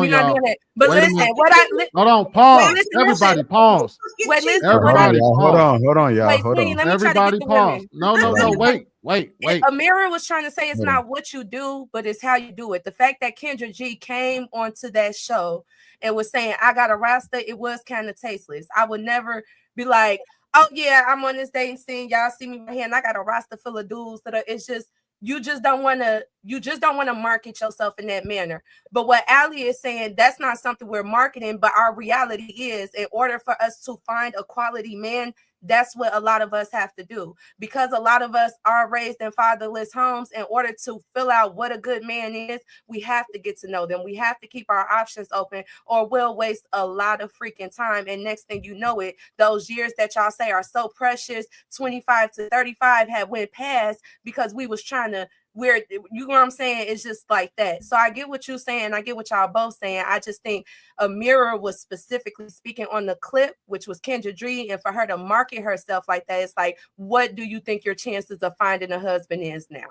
And Amira also said that it's cheap to be on a date with a guy and then his friends see you because he's shown his friends your picture. But in our community, a date is a date. A man is not taking one date seriously. He's not, a Black man ain't going on one date and saying, most Black men, I'm generalizing, most Black men are not going on the first date and saying, this is the one, and start pursuing her hectic and courting her like that. So we're left out here. You know, most times after the first date, you might not hear from him because he has other women that he's dating. And we have to respect that. And it doesn't make you a hoe or look cheap because you're out at a 5 Michelin restaurant, or you're going out of town with the guy and his friend that that makes him look stupid because he showed his friend prematurely. You didn't even say you was going to be with him. Y'all are not committed. So this is not making nobody look cheap. It actually makes them look like a hot commodity because they're like, dang, is this her? And she's the topic of conversation. Why can't we generalize now? So wait a minute. Before we move on, we have to remain respectful. And that's on all parts. We can't be, first of all, out of respect for the platform, we can't be using a hard R. He can get his channel taken down for that. We can't be, you know what I mean? And out of respect for the, I apologize right now for using a hard R. I'll say nigga, but I say I'm proper. So I'm sorry that I said the ER. I apologize to the whole panel and to everyone who heard it. It slipped out. I don't normally, I'm proper. I enunciate. So I'm sorry, nigga. I will say that, okay? I won't use that word anymore. But I'm Black. I'm mixed. I'm mostly Black, so I can say it. Well, I think we should probably just refrain from using the N word period if we can. That might be the best solution in that way. Go ahead, Sweeney. Um, Damn. I think shit, that was pretty much all I had to say outside of that. I think Bruiser had a question that he wanted to ask, or he had something that he wanted to add. And I'll just follow up behind him. I think Yeah, pause. I mean, I think I got it off, but I mean, pause. I think I've landed it earlier, bro. But no, all I'm saying is like I'm just trying to figure out what is the equivalent of a woman having a roster and a man coming into the situation not with no intentions of dating. Because I think in a woman is, for the most part, I think we might have agreed earlier in this conversation that the most women actually want a meaningful relationship, but they spend more time trying to figure out how to keep their defenses up than to actually figure out the guy's right. Because the guys are coming into it, how can I break her defenses down and get what I want? And nobody's talking about marriage, family, or nothing. And it's like a war between each other to get what they want out of it. And I think that's the reason why women are left with the power at the end of the intercourse. If it's a child involved, I think that's the reason why. Because once you give up sex, at that point, what power does she have if she don't have the power over the seed or whatever? I mean, it only makes sense because once he gets what he wants, she has no power anymore. So hold on, Will, before you go, let me just get these super chats before they build up. $2. Ali speaks about black men she's exposed to. Chris Reed, $5 says black men will have general wealth. Black women take us off child support. Ikane, $2 says single means no man wants you. You need healing. Happy and Trizzy 199. Please invite Ali to every show. Ikane, $2 says if someone insults your mom, insult her dad too.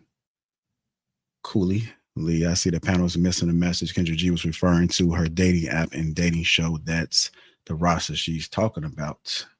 Ikane, $2 says most black women are not ready for marriage. Sad. Sir Shot 87 says Amira needs to tutor Ali because sis is well. Gifted, Get Lifted 30 is the new 20. 1999 says Get Lifted. In the building, catch us at the Locks show tomorrow at Oakdale Theater. Shout out to Chris Odiaz.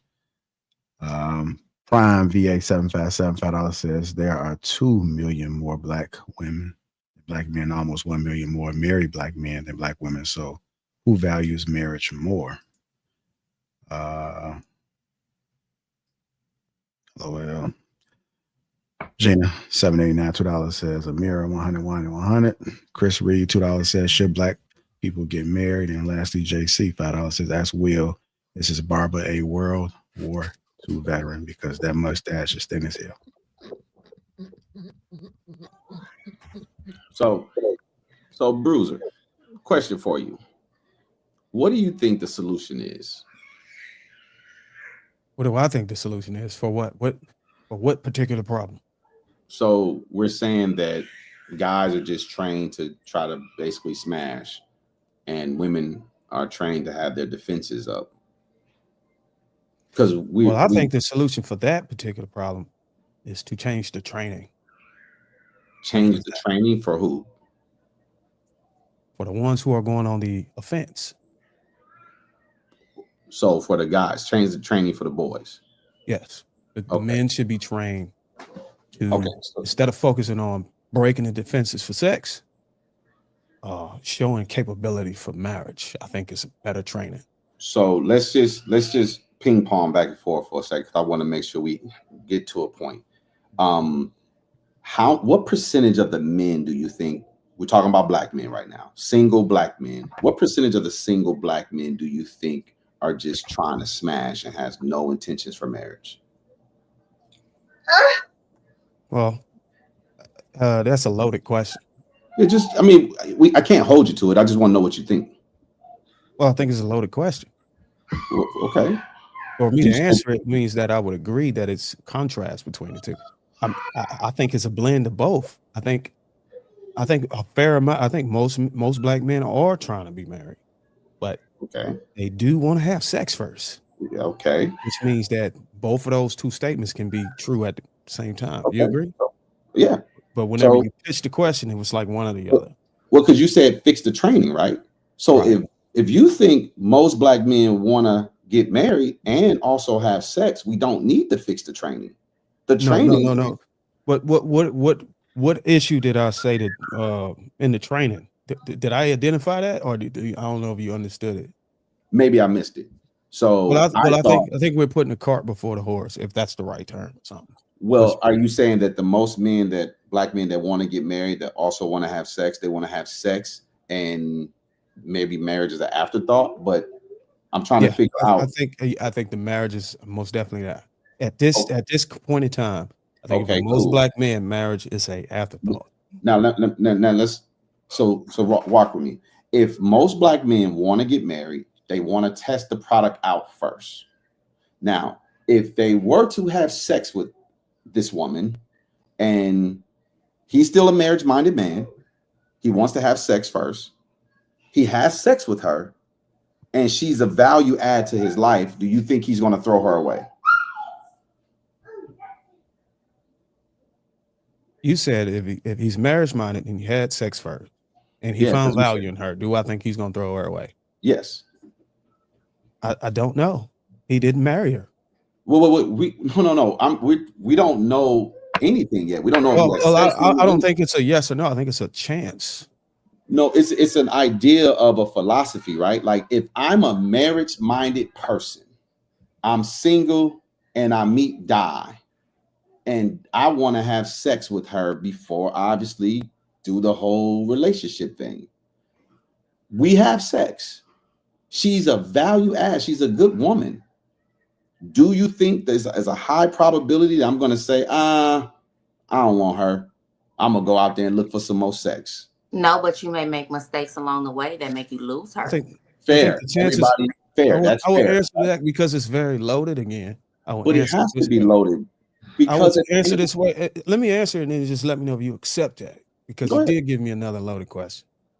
I would say the chances of him wanting to continue to pursue marriage with this woman, regardless of her value, drastically decreases after he has sex with her.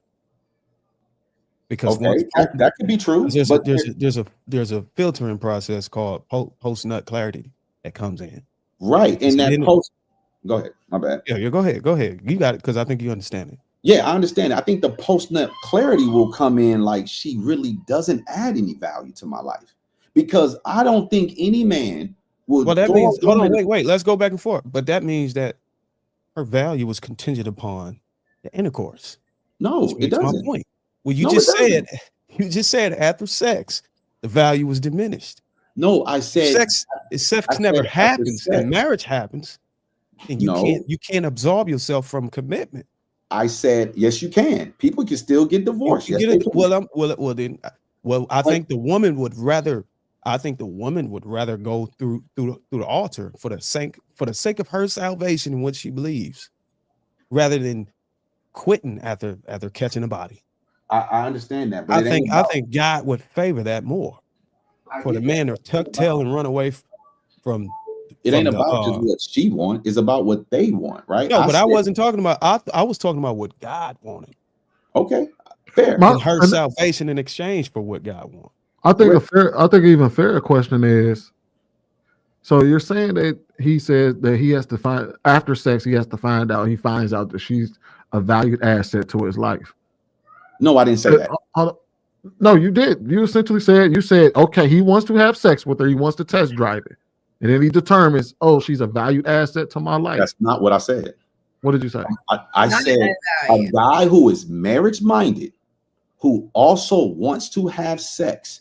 I said, do you think he will throw away a woman who's a value add to him just because they had sex? No, he wouldn't do that. I'm not saying that. Then Darwin said that post nut clarity kicks in. I said, yes, if the post nut clarity kick in and he realized that this woman is actually not a value add to his life, then yes, he would move on. But my thing to you is with this question, I don't know why you did it, Why? Why do we have to separate a marriage-minded man and a guy who wants to have sex? Because I would argue that everybody who's marriage-minded by default won't have sex with his wife. Right. So we're saying it like guys are, you saying the teaching, like boys are just out here just wanting to have sex, not wanting to get married. That's at least the point that I thought Sweeney was trying to make. And you said the point we're trying to make, that having sex is not the problem. It's the order in which it comes. Understandable, right? It's coming before marriage, that makes it a problem. Right. So if wanting to have sex in and of itself is not the problem. For it to come before marriage, two people have to be out of order, him and her, right? According to what you're saying. Two people have to be out of order. For during the intercourse, premarital sex, both people will have to be out of order. In the event of sex, yes. But prior to the event, it only takes one to be out of order. But hold on. But are we literally sitting here walking around acting like women are in order? They want to do things the right way, and they're just not doing things the right way. I'm just answering your question. Well, you asked him what was this? You asked him what was his solution. He said, if both come and meet each other, if we already established in a woman vows that at most cases, the woman coming into the situation wants more. I disagree with that. Okay, you can. Yeah. Go to the altar, go get married. The man is coming to the situation wanting sex, meaning it only takes one to be out of order. And it only takes whatever y'all call it, charisma, breaker the defenses. We got to understand the power men having over women. We've been given power to influence and impact women in a way where we can break our defenses. And I would argue that men are actually training guys. There's courses all over YouTube on how to do it, and women have to figure out how to combat it. In exchange, they're saying, if you're gonna finesse me, you're gonna pay for it. No, sir. Because women like men to pay for it, that's why they get finessed. No, what it is, Will. Can I interject? Y'all been going at it a little while. Then I know. Hold on. Yeah, let's go to Shannon. Yeah, not going. Ali can go because I want to hear what she has to say. I want to make sure it's not the same thing, but go ahead. Okay. Number one, only our culture has this debate because I feel like Black men can't afford marriage. They can afford dates and they can afford sex, but marriage is a different responsibility. And that's why y'all offer coffee dates and talking about, all this little stupid talk about sex and simping. Becky could go fuck the whole football team and she's still gonna get a husband by the end of senior year in college because they don't care. You all care. Oh, wait, I'm not done. Will, let me just finish. I did listen to you for a minute, baby. You wasn't listening. No, you heard sounds. You weren't listening. Will, let's be respectful. I'm being respectful. I'm worn out. Worn out. I was hyped up at first, but I'm a little worn out. You gotta get your paper up. When y'all get y'all paper up, we ain't gonna have these conversations. Women like to feel provided for. That's why you got Black women out here charging and whatever you said they're doing, or no, I won't say Black women, period. Charging for dates and charging men because at the end of the day, they want to know if you can provide. Period. And if you can be able to pay the bills 100% on your own. If you need, say for instance, you're young and get married and y'all going 50-50 and y'all building a life, eventually she wants you to be able to be the man of the house. How do you look coming home telling her, where's my food and why this house ain't clean when she got to go to work and pay 50% of the bills? That don't even make logical sense. Other cultures understand that. I'm sure. Amira, do you work? I don't even want to talk to you no more if you're going to think I'm being rude. I'm not trying to be rude, but you're a great example right here. I'm sure her husband probably married her as an abstinent virgin and he came with the, like, come on, I gave her a ring, a ceremony, a wedding, and gave her a life. So she can gold bars, a bend. So she can leave her last name, take on his Maserati, a Bentley or whatever it was. Yeah, exactly. Take off her last name of her father, the same father she said protecting her, and took on his last name so that she can bear his children. You all don't seem to think about that. So when y'all are courting these women, get your money up. And then if you were really pursuing her for marriage, you wouldn't care who she dated. You would be on her line every day, being consistent, making sure you all are compatible, and then y'all will be married, and it's the end of the story. But we're dealing with people who can't even afford to go after a year. You all can afford dates for sex. And once a woman realizes that you all ain't own what you say you own or what you think you are, then, you know, you all start conflicts, and then you move on to the next woman, and then she got to deal with it. Just get your paper up. Period. All right. Hold on, y'all. Let me run this the rest of this clip, and then we'll get into it. Future proofing. Yes. Kendra. Oh, you got to have a job. You have to have an ambition that's going to go somewhere for sure. I want to see W-2 forms. I want to see success records. I want to meet your mama. I want to know where you live. Is it in your name? Is it? I need to see the lease, because sometimes Kendra, I'm not good enough to date. If I were, let me tell you, because we're talking about it from the female gaze to the male. I'm just talking in general. If I had gone on a date with someone and they started asking me about my W-2s and my bank account, they would have been seeing the gas come out of the pipes of my car. Yes. Because that's too, I'm intimidated now. Well, because women are tired of wasting their time. I'm talking from the woman's perspective. Yeah. So they're like, I don't want to make you be already made. I don't got clay. I'm not magic. But guys don't want that either. They don't want to make us. Well, true, but the thing with guys... And they don't want a broke lady. Well, no, I don't know, though. Some men... Guys, I'm speaking... I'm speaking from... Listen, I just speaking because I heard you say it. I don't think men want a broke lady, but they also don't want a lady that's going to be too expensive. You know, wigs is $2,000. Lashes is $300. Okay, you know, shoes is $1,000. Are you easing into high maintenance? Yes, well, I think that, yeah, that's real high. And you're owning, so 2025 people are owning the high maintenance? Well, women feel like this is what I do for myself, so a man has to be able to do the same or more. Why can't you keep doing it for yourself? I agree with you, Tamron, but they're like, why if you here? If a man is here, why am I But you're not here for my wigs. But they're feeling like this. Okay, I'm showing up for you. I'm giving you my energy. I am in your presence. You should pay for this. Period. Now, I'm not saying I agree with wait a minute. This is getting spicy in here. But I'm with you, Tamron, because I got my own money. Don't back up now, Kendra. All right, let's go to Shan and Ty and Di. Let's try to get them in there. Do you want me to talk about this topic or?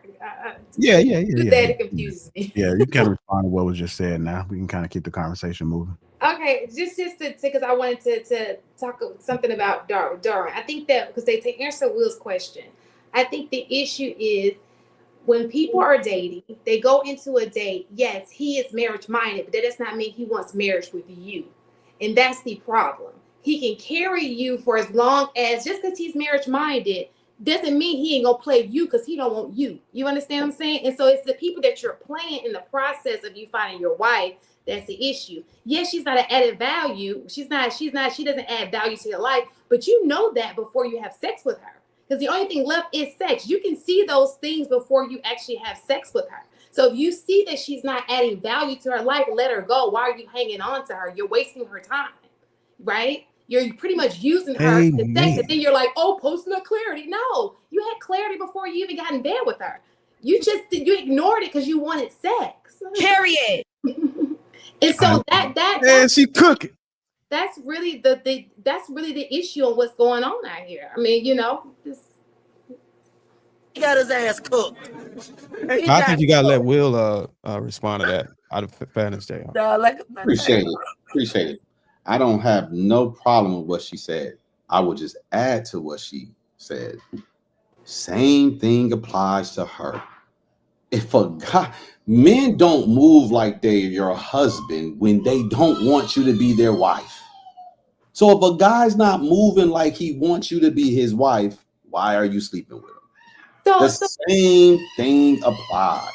I think that's the problem with trying to. Go ahead, hold on, Dar. You gotta let her respond. As a woman, right? So that's the thing. So when men want something, they have a way to portray, like to act like they are. Because when you want something, you're gonna go get it, right? men are.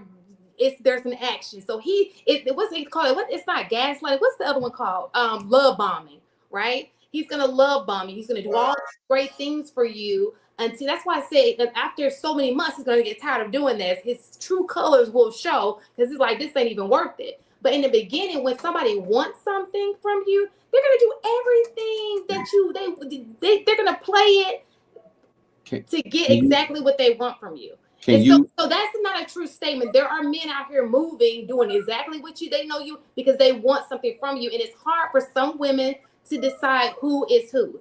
And that's fair for some. Gentlemen, can y'all tell me if y'all ever love bombed on women to get sex?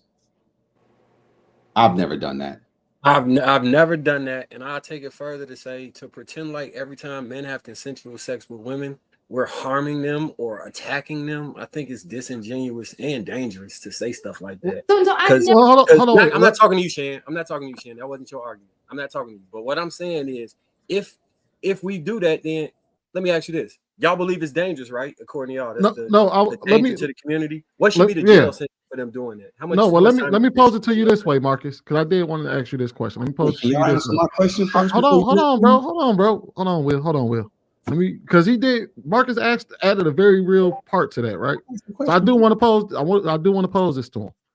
Okay, let's say, for instance, you're dealing with a woman, right? She's open to giving you some ass, right? But you know she wants more from you than that.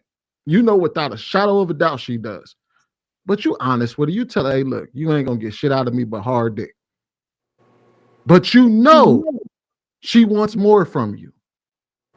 If you sleep with her, and she doesn't get that more from you, does she or does she not walk away from that more damage?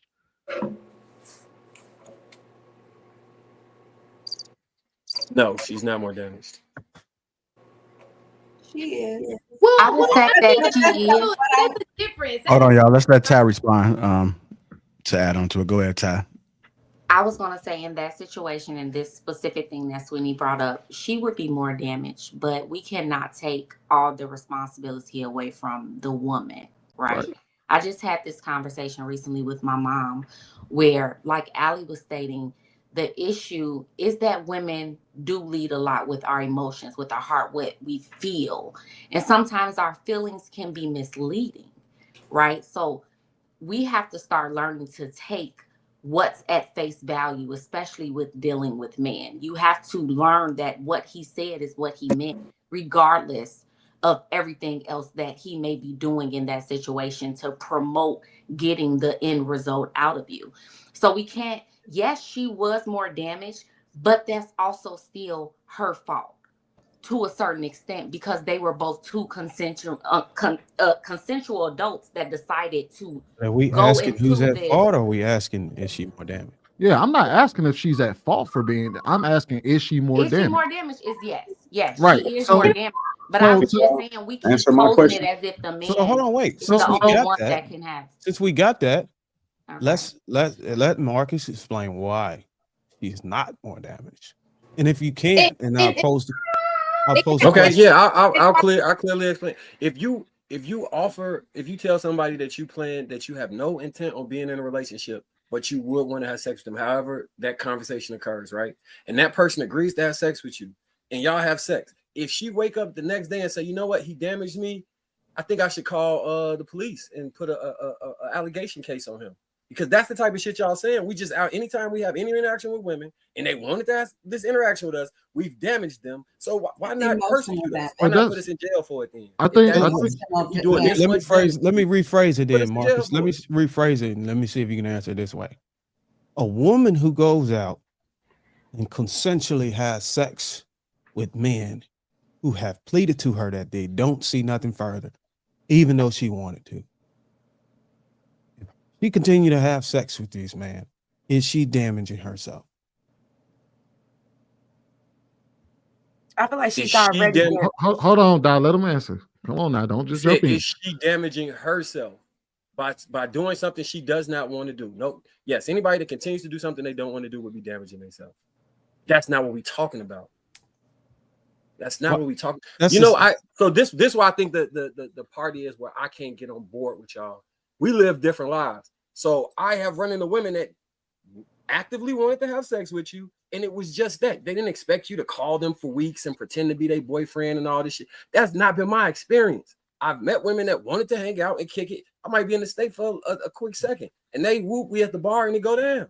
Like, I'm not, this but this whole thing we though, out we're here not. killing the women That's shit not the is thing though. We're crazy. not asking. We're not. What's I said that's why I posed the question the way that I posed it, because you even admitted that you've dated some good women, that you've been with some good women that you had to let go. Now take you out of it, because it was really just a hypothetical situation. So take you completely out of it for real. The problem is it goes back to the question that Will asked Bruiser earlier: is what is the solution? And the solution to the problem is is what Bruiser spoke to, which is stop putting the cart before the horse, and you don't run into this problem. You don't run into it. You don't run into a problem where men are out there having to do this, and then you also mitigate the problem where women have to be as defensive. Because if the vast majority of men become more marriage minded to where they put the horse before the cart, then you won't have to. Then women will naturally not have to worry about, oh man, is he serious about me? Is he worried about me? Do I have to have this one on my roster? Do I have to? The reality is because we behave this way, because we taught our young sons this way, because we are this way, we have the results that we have today, which is a guarded woman who are trying to get what they can out the deal, and a bunch of men who are being taught to get what they can out the deal. Or a loose one. Sweeney, you're doing what the lady's doing to me right now. I just want to Sweeney, add. I asked you a question, sir. You and Darwin and JR have yet to answer it.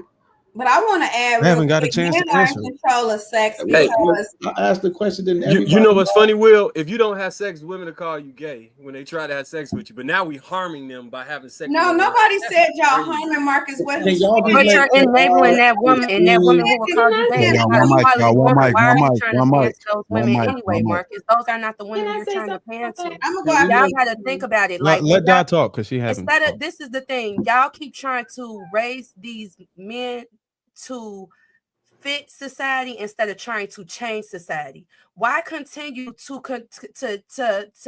keep these generational curses going for the comfortability of not being judged by society? We have to stop that. We have to stop thinking that let me raise him so this don't happen to him and he don't have to worry about this and that. It's versus let me raise him to be confident in himself, and let me raise him to go after quality women, and let him know you might get a lot of rejection, but that's because right now in our community is not a lot of quality. You know what I'm saying? And that's cool. That's just like the show we had yesterday on Pop the Balloon. They were saying that two men needed to fix themselves to be more a certain way so their balloon didn't get popped.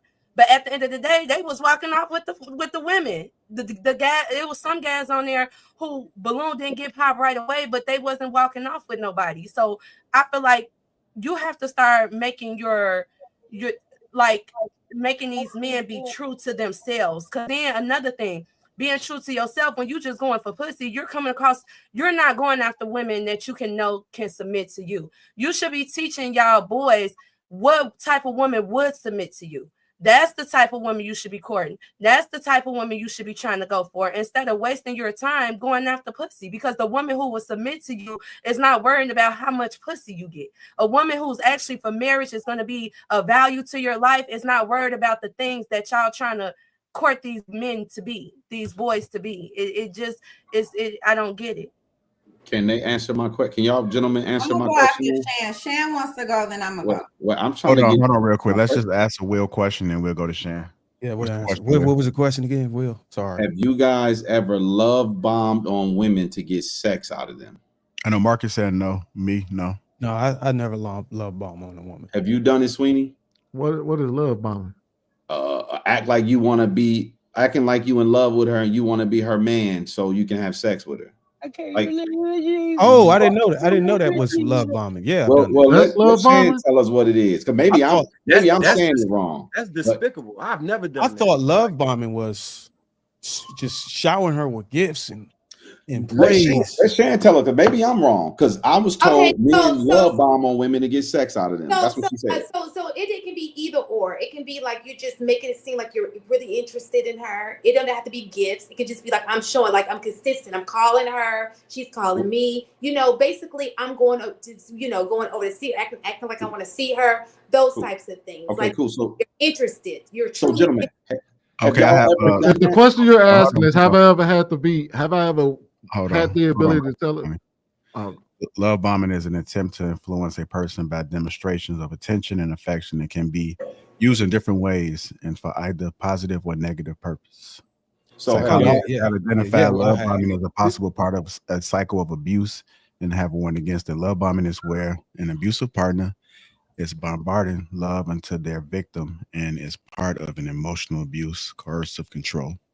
Yeah, I've done that because I was taught to tell when I was younger to tell a woman what she wanted to hear. Tell her what she wanted to hear. Make her feel the way she want to feel, and she would in turn give you sex. So yes, Good. Do me a favor, and I'll shut up and I'll put a timer on me, Jay. I won't say nothing for 20 damn minutes. Can you two give me some examples of how y'all love bombed on women to get sex out of them? This was a long time ago, 20-something years ago. I don't care if it was the year to rap. Oh, real. I want to hear how y'all, because I want to hear if this. I just want to hear it. Go ahead, gentlemen. Shit. Well, we can go back to the old high school ways. Carry no, a not high school. Not high school. Shit, man, I've been with the same over women 20 since years ago. So you can't really. I mean, come on. We talking about love. I mean, are we? I've been with the same woman since I was 21. So if the only thing you can really, maybe you didn't do it, sir. Maybe you didn't do it. We're with love bombing. I don't think there's an age limit on love bombing. I didn't say it was an age limit, but if you've been with the same woman since 21. Oh, okay. I can give you an example. Go ahead. I would sit on the phone with her for hours. And I wanted to play the game. Like I wanted to play the game so bad and get on the mic with my buddies. But I knew in order for me to get closer and closer to get what I wanted, I had to put the time in on the phone. Okay, This was back in the days where you would sit on the phone for hours and y'all would even listen to songs. Y'all would even share R&B songs with each other how old was you? Like that. How old you think you were? So Darwin, like 17. Anytime I ever did that, I actually liked that woman and wanted to be with her. That's not what we talking about. Like that's the part that's disingenuous. Well, that's the definition, ain't it? Somebody just read the definitive lying. With the intent, hold on, wait. Here's the thing. You said with the intent. Hold on, y'all. One mic. Hold on, Ali. The question was posed to the men, so I want to answer it. Y'all slow. No. Y'all keep answering the same question. Well, Ali, just chill. Let us have this real quick. Just let us have this for a second. Give us a second. Here's the reality of it. You asked the question. You posed the question with the intent to have sex. Marcus said that he's never done it, so I'm willing to accept his answer for that. But there's two other men on here that said that, yeah, I probably dabbled in it to get a girl out of her drawers. I might have gone an extra mile further than just, hey, I'm only here for a good time, not a long time. Okay, now can I say? Oh, yeah, I bought flowers one time too. I want to say that every man has love bombed because you can be, and love bombing can be intentional and unintentional, where you meet a woman and you all into her, y'all talking for a week or two straight, you hit, and then all of a sudden you like, I'm gonna go this way. That's love bombing, where you gave her all this attention, all these texts, all these calls, and as soon as something happened, or you didn't even have to hit, you could have went on one date and not talked to her again. That's love bombing, where you shower her with attention, affection, love, and then you disappeared. I want to say that men are in control of sex. Going back to what Shan was saying, you all, I never got a chance to talk on that. So if y'all don't mind, I want to say my comment on that. You all have to get an erection for sexual intercourse to occur. So it all starts with you. Usually a man initiates it and he has to actually have blood flowing down there for us to even have sex. So why don't you all change the narrative as Black men to teach your boys and young men to actually look beyond sex? Because what are you getting at the end of the day besides a 30-minute or a 30-second, or I said 30 minutes, I said 30-second orgasm. A 30-minute. Man, Ali, the average is at least about 7 to 8 minutes. Can we get that? No, I said an orgasm. Talking about the orgasm. That was so you're doing it for 7 minutes, but you're doing it for the orgasm. Oh, okay. I get what you said. I thought you like, damn, can we get that? No, I'm saying, so listen. So like you know, it's levels to this. We still stuck in the preschool stages where we talk about sex all day. It's so like, come on, guys. Like our Black women, all we are to you all as a whole is just sexual objects. What else can we bring to the table that, you know, that's a value that can add to your life? What do you want from, now I won't say Black women because we have different cultures on the table, on the panel, from your women. What do you want from us to make you feel comfortable enough to pursue and court for marriage? Is that even your peers and your goal? Since y'all want to bring up marriage, I'm married, so I can attest that I get what you're saying. It's sad that you feel like that's about us, but I think it's a great deal of us that do want marriage. We're just trained to do it the wrong way, and that's the thing. Men will can. I think the training should be different, but what we would ask you to do, because I think it's becoming pretty clear that you cannot rely on us to be disciplined. So this is my request for the women that's listening, is to try to help us. And when I say help us, deny us. You get what I'm saying? Deny us the sex until we show that we're committed and willing to marry you. Because I'm not sure if I can say that you could leave it up to us to do right for the most part. I'm not sure yet. I'm not going to write us off completely. But from what I've been witnessing lately, I don't think it's safe for you to lean on us as your discernment, because we're not operating in divine order. You get what I'm saying? A lot of us we believe what we want to believe. You know what I'm saying? We don't go by the original thought, the original way that God intended it for us. We kind of deviated to do what's feel good for us. So with that in mind, there's no one answer for this, because every man is scattered. We're not unified anymore. So you're going to be confused today. I mean, you're going to be confused if you hear somebody else talk or answer this question tomorrow, because it's highly likely that the answer is going to be different, regardless of the color of our, even though we got the same color of skin, and even though we believe in the Black community, sadly, we're not going to have the same answer for you. And that's sad. And I want to apologize on behalf of Black men for not being unified on the standard. no, it's not your. I appreciate you, Darwin, for But as a leader, to assert himself as a leader. mentality. I've never been on a panel where men spoke like this. I've been on here quite a few times, so I appreciate it. It's very enlightening. I feel empowered. Thank you. I know your wife is happy. Right? I'm loving Darwin today. I don't know what Darwin got in his like juice. Sweetie What you today, been eating too. this week, Darwin? Like, Darwin been on the like. Because you know what? I appreciate you for even trying to put yourself in our shoes, because a lot of times it's a sex war. It's man against woman, but at the end of the day, we gotta build together. You know how they say you wasn't in the gym shooting with me. You was in the field picking cotton. You wasn't with me. Wait. You wasn't with me in the gym, but we was in the field together. So we gotta find a way to reverse systematic race, a lot of different issues that we have in our community. And we have to learn that we are better together. I am more than a sexual object. That's why I can have a roster, because the men that I would be dating if I was single, and I don't know if I won't disclose if I am or not, if I'm not, but they're not dating me just to bang. It's a whole different mindset. We're talking about business deals. We're talking about different things, internet, buying properties overseas. We're talking about different things, baby. We're not just sitting down trying to Google eyes and go to bed. That's the last thing. That's the icing on the cake. What are you getting from a sexual gratification? Because that's why y'all need it so much. If sex was so great, then y'all wouldn't rotate women. You would keep one and just have sex with her. But it's the thrill of new women, a new body, and you don't want to change. A lot of men that rotate women don't want to change to be a better partner. So soon as things go wrong, they like, oop, you out. I'll get a new bitch. Rila. Politicians use this algorithm to choose a partner. Let's say you have the chance to meet 10 people. You go out with the first one and decide to keep looking. You date the second one and also decide to pass. You go out with the third one and still don't settle. But then you start worrying. There are only 7 people left. The problem everyone faces is this. If you commit too early, you might miss the best person later on. But if you wait too long, you might let the love of your life slip away. So, how many people should you meet before deciding on one? The mathematically correct answer is to use the 37% rule. For example, if you could date 100 people, the strategy would be to go out with the first 37 and reject all of them.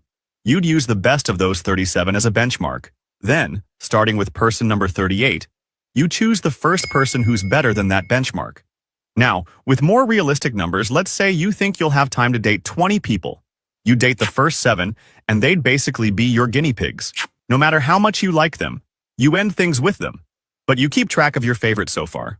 Then, starting with person number 8, you marry the first one who's better and makes you forget your old favorite.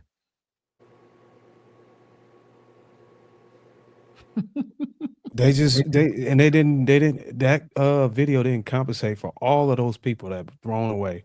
And it didn't add the children involved either. So I think that's a devilish illustration. Horrible. But can I say something? Because I hate saying things after the fact, but I be trying to get in and just be impossible. To the point where I'm dizzy. Like I'm lightheaded. I just wanted to say this, and this is to Marcus's comment. I think Marcus, I believe you when you say what you're saying. You go in and say, I just wanna F you, you know. A lot of men don't do that. I think that when men do more of that, you go in and say, look, I'm gonna be honest with you. I'm just on this date to F you. They're not gonna, these women probably wouldn't even go any further with you, but that's not what's being said. Let's just be honest about the situation. It's just not. You may say it, but most men aren't saying that. And that's the problem.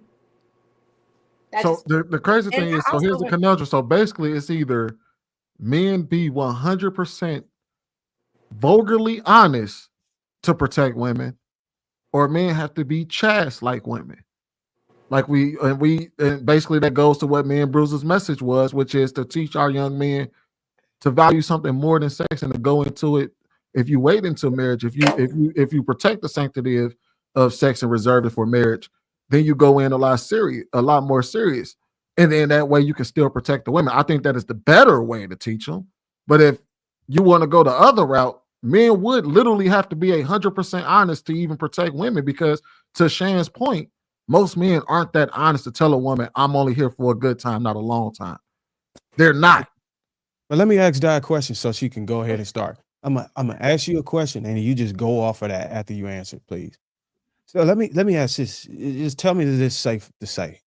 Is this, if men know that them having sex with a woman, and it's both consensual both ways, and they know they don't have any intentions, but they do know that that woman is damaging her value, is it safe, and this black woman and black man, is it safe to say that the black men that are doing this to the black woman typically don't care for the black woman that's in that situation?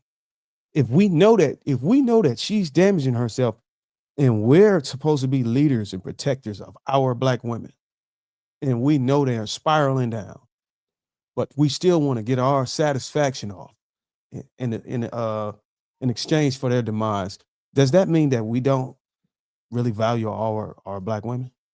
That's exactly what I was actually going to speak on. I agree with you on that. I do agree on that, because y'all are helping create the women of these community. This woman goes back into the community and do something different to another man. And y'all have to remember that in high school, when a lot of people virginities are taken, and right after college, it's easier to, women are not thinking about 401ks. They're not thinking about W-2s. They're not thinking about the career you're going to have. They're not thinking about that. So it's easier to love bomb a woman and make you feel like you love her and things like that, you know, in order for them to think like, oh, this is love. And a lot of the times, if you taking this woman virginity in high school with these small things, it's like she held on to that. Your first love is very important, especially for, and I don't know if it is for men, but for women, it is. That guy who takes your virginity is very important. And if he doesn't have the right intentions, it's like that damages you going forward. So it's like, I do, but then I do agree with Marcus that, well, one, if you do what Darwin said, then you can keep a good name for Black men. But at the same time, if you do what Marcus said, and you're very upfront with her, when she does get hurt, it gives her a chance. Like for my homies who did that and they was hurt, that's a moment of self-reflection for them. Like, damn, he told me up front. So if you're not lying about it, you're giving the woman a chance to take more accountability for the actions and decisions she's making, for choosing to sleep with you without any requirements, without any boundaries, without any values. And if she have good friends around her, they're going to let her know, hey, you added to your own demise. But to Darwin's point, to fix this issue in the community, y'all are the leaders. The men are the leaders. Y'all are the forefront. How y'all treat us. This is how I feel. When I date a man, regardless if he's going to marry me or not, regardless if we have sex or not, I don't want any man I date to feel like I made his life first. I want to make sure I added some type of value to his life, whether it's that friendship, giving advice about his mom, giving advice about his sister, giving him advice about his work job. I never want to leave any man or any person for that matter that I come in contact with worse than what I left them. I think if everybody think like that in the dating world, instead of assuming, oh, if I don't marry this person, or I'm not going to give this person this because I feel like based on their past and what they've been through and the things in their childhood that could have caused them to make the decisions that they're making today, if instead of judging them like that, think about yourself as a person, like your brand. You know what I'm saying? It's important. And if you do that, then we can honestly start somewhere to fixing this community, leaving the person with more, not hurting them more than what you came in, leaving them as a better person. So one, every woman I've dated, I made better, hands down. But let's start with this. I got a question for Darwin and Bruce. Darwin and Sweeney. When I was in high school, right? I went to the Chinese food restaurant and got some like they call pot stickers where you dip them in the sauce or whatever. And this girl, never talked to her before, but I looked at her, she was decent. She walked up to me and she just started flirting with me and licked my fingers, right? While I was eating the pot sticker. Should I have been prosecuted for getting some dome after that? Should I be in jail because I hurt that woman badly? Since we out here destroying. Did she want it or women? not? Did she tell her that you had a girlfriend? Nobody said that No, so I think you're getting two people mixed up. Those are not majority. That's a woman, a fun night. She's doing something, right? That's not what we're saying. Is people are taking that fun night and making it universal, like they're dating that way, right? Didn't I always say don't do that? I could have sworn. Marcus, we're not talking about you, Marcus, we're not talking about you, bro. We're talking about what the majority of people do in society. You feel attacked because you've been hitting. No, but I can answer. I would say in white, if you've been hitting some hoes, and that's okay. Do your thing. Well, even if, I would argue that even if you're hitting the hoes, that what I'm saying, you're still damaging the woman. At one point, the hoe gonna wake up and want redemption. At some point, I don't think hoes have a place in the world. Let's let them be hoes. Hoes have a place. Well, I mean that. I understand. It's a lot of people on this planet that will never be touched in their life because they're either ugly, they just don't have it. So hoes have a place. Those men get touched by hoes. Let them have their way. That's none of our business. But the main thing that we're trying to talk about is we're black. So black men not wanting more from a woman beyond sex, out here building by themselves, out here dying alone, out here degrading women, but sleeping with them. If you don't like women and if you want to degrade them and you want to listen to Future all day, you don't need to be sleeping with women. That energy. So basically, and I'm trying to go back to Marcus's point. Basically, we should if we're supposed to be leaders as men and conduct ourselves a specific way, when we see a woman out of order and she's carrying herself on promiscuous, are we supposed to either like leave her alone, correct it. I think the correction is to leave her alone, or are we supposed to indulge with her? I think indulging with her is a way to enable her behavior. Indirectly, we're saying it's cool. You can go suck a dick. Hell, by the way, suck mine. Like I think that kind of mentality is no different than her being promiscuous. It's us enabling it as leaders. It's we're looked. If women actually supposed to look at us as the ones to protect them, lead them, or make any change in society, I would say that we're just pretty much giving up if we're going to indulge in it, or let alone walk away from the situation. So Darwin, in that scenario that I provided you with, where an attractive woman came up to you and start looking you in your eyes and licking your fingers, what do you think men should do in that scenario, sir? I don't know if I could say this online. I probably slap the shit out of her for licking my fingers. Exactly. You don't. She just sexually harassed him. Marcus, you don't sexually harassed that man. Right, Marcus, you don't know if he married that get turned on by strangers licking on you. So wait, you gonna pull your dick out and say, Marcus, you the only person that I ever heard that a stranger came up to lick the finger and you got head afterwards. This is despicable. Sure did. What was you thinking, man? Listen, it's a lot of younger men. Like they have these rappers now, Pop the Balloons, and some girls up there like, oh, you want me to show you? You want me to tell you how deep I could suck it? You want me to tell you? And he like, nah, I don't like women. Like they're shaming them. It's a lot of men shaming these girls now because it's like it's a younger generation. Look at the younger generation, Pop the Balloons. Them little girls get up there thinking, oh, let me do what a lot of these Instagram models doing, and a lot of these rappers like, nah, I don't like a woman that's like that. I don't like a woman that's out there like that. And then you can see the more women that's coming after that girl is starting to change their approach. So yes, if you start shaming those women and start giving them attention, guarantee you it's not going to be a lot of women out here sucking fingers. Hey, Marcus, seriously, you at Jerk 48, right? I don't even know if it's open anymore. You at Jerk 48 and some chick walk up in there and lick the jerk sauce off your fingers. You really gonna be like, yeah, let me go ahead. He likes that. She let a Chinese woman do it. So you know he don't let a black woman do it. No, the girl wasn't to say Chinese. how her mouth is. You didn't even think about your health in that situation. She just came up and licked your dirty finger. Her mouth is got a hurt ball in a Chinese restaurant. That's her routine. No, I was at she was at the high school. We both went to high school together. I was at lunch. I went to a Chinese food restaurant and brought the lunch back to the high school. And the girl came up and started flirting with me. And then like 5 to 10 minutes into the conversation, she licked the little dumpling shit off my fingers, like the little like soy sauce, what you would call it. Run, son. She probably got herpes. It's a reason why she's so easy. Somebody know her reputation. She probably got that clap and she's trying to get her coochie scratched. Okay, you better watch out for that woman. Any woman that's doing that, watch out for her. Especially if she's in school, you could probably damage her more because there's a chance that a young girl doing that, something probably happened in her childhood.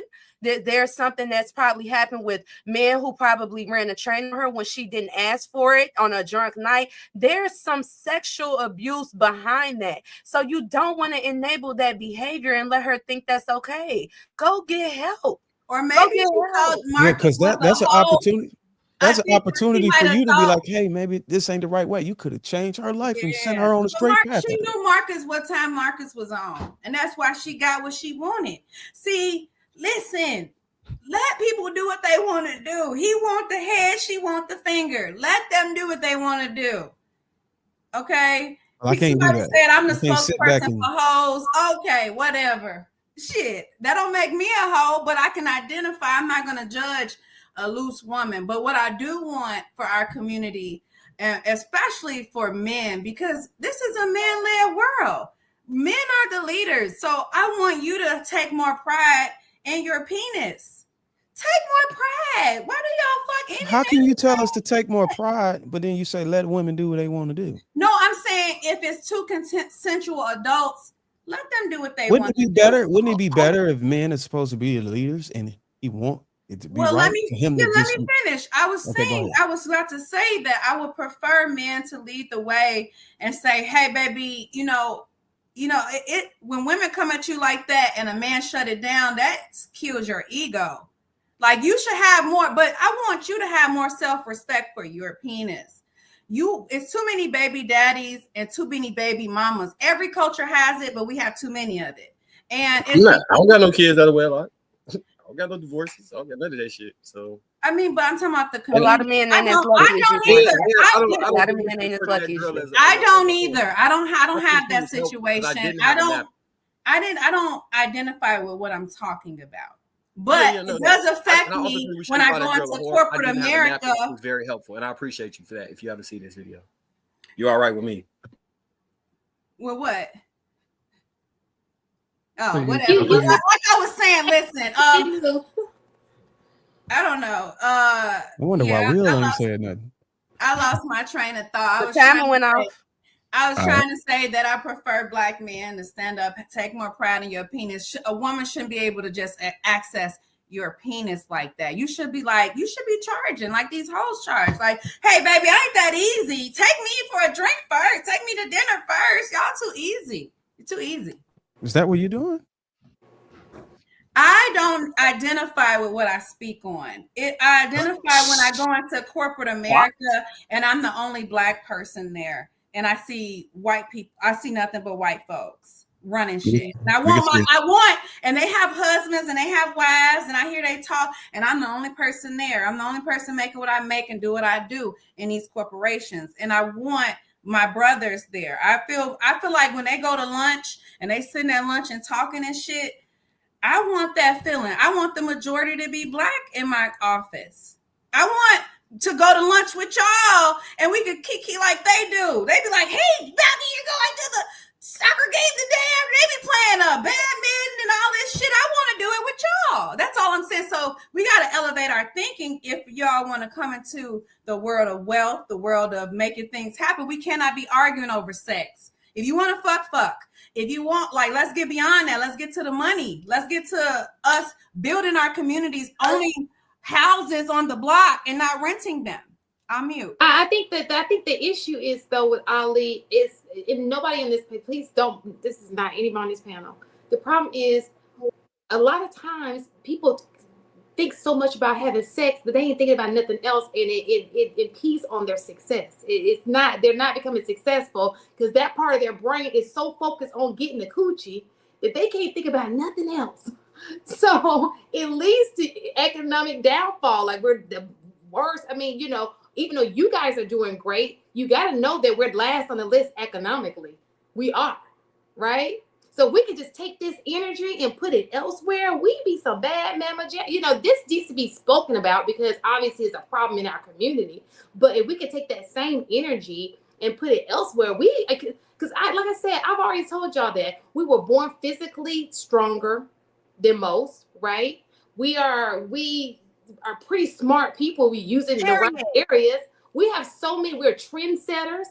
There's no reason why we should be at the bottom economically. There's no reason at all. Just by nature alone, for who we are. It's crazy.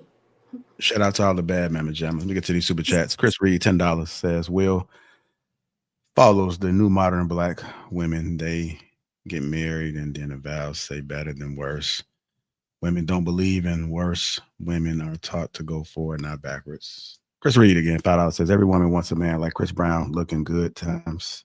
You see, she wanted James Evans. Most black women don't want a square.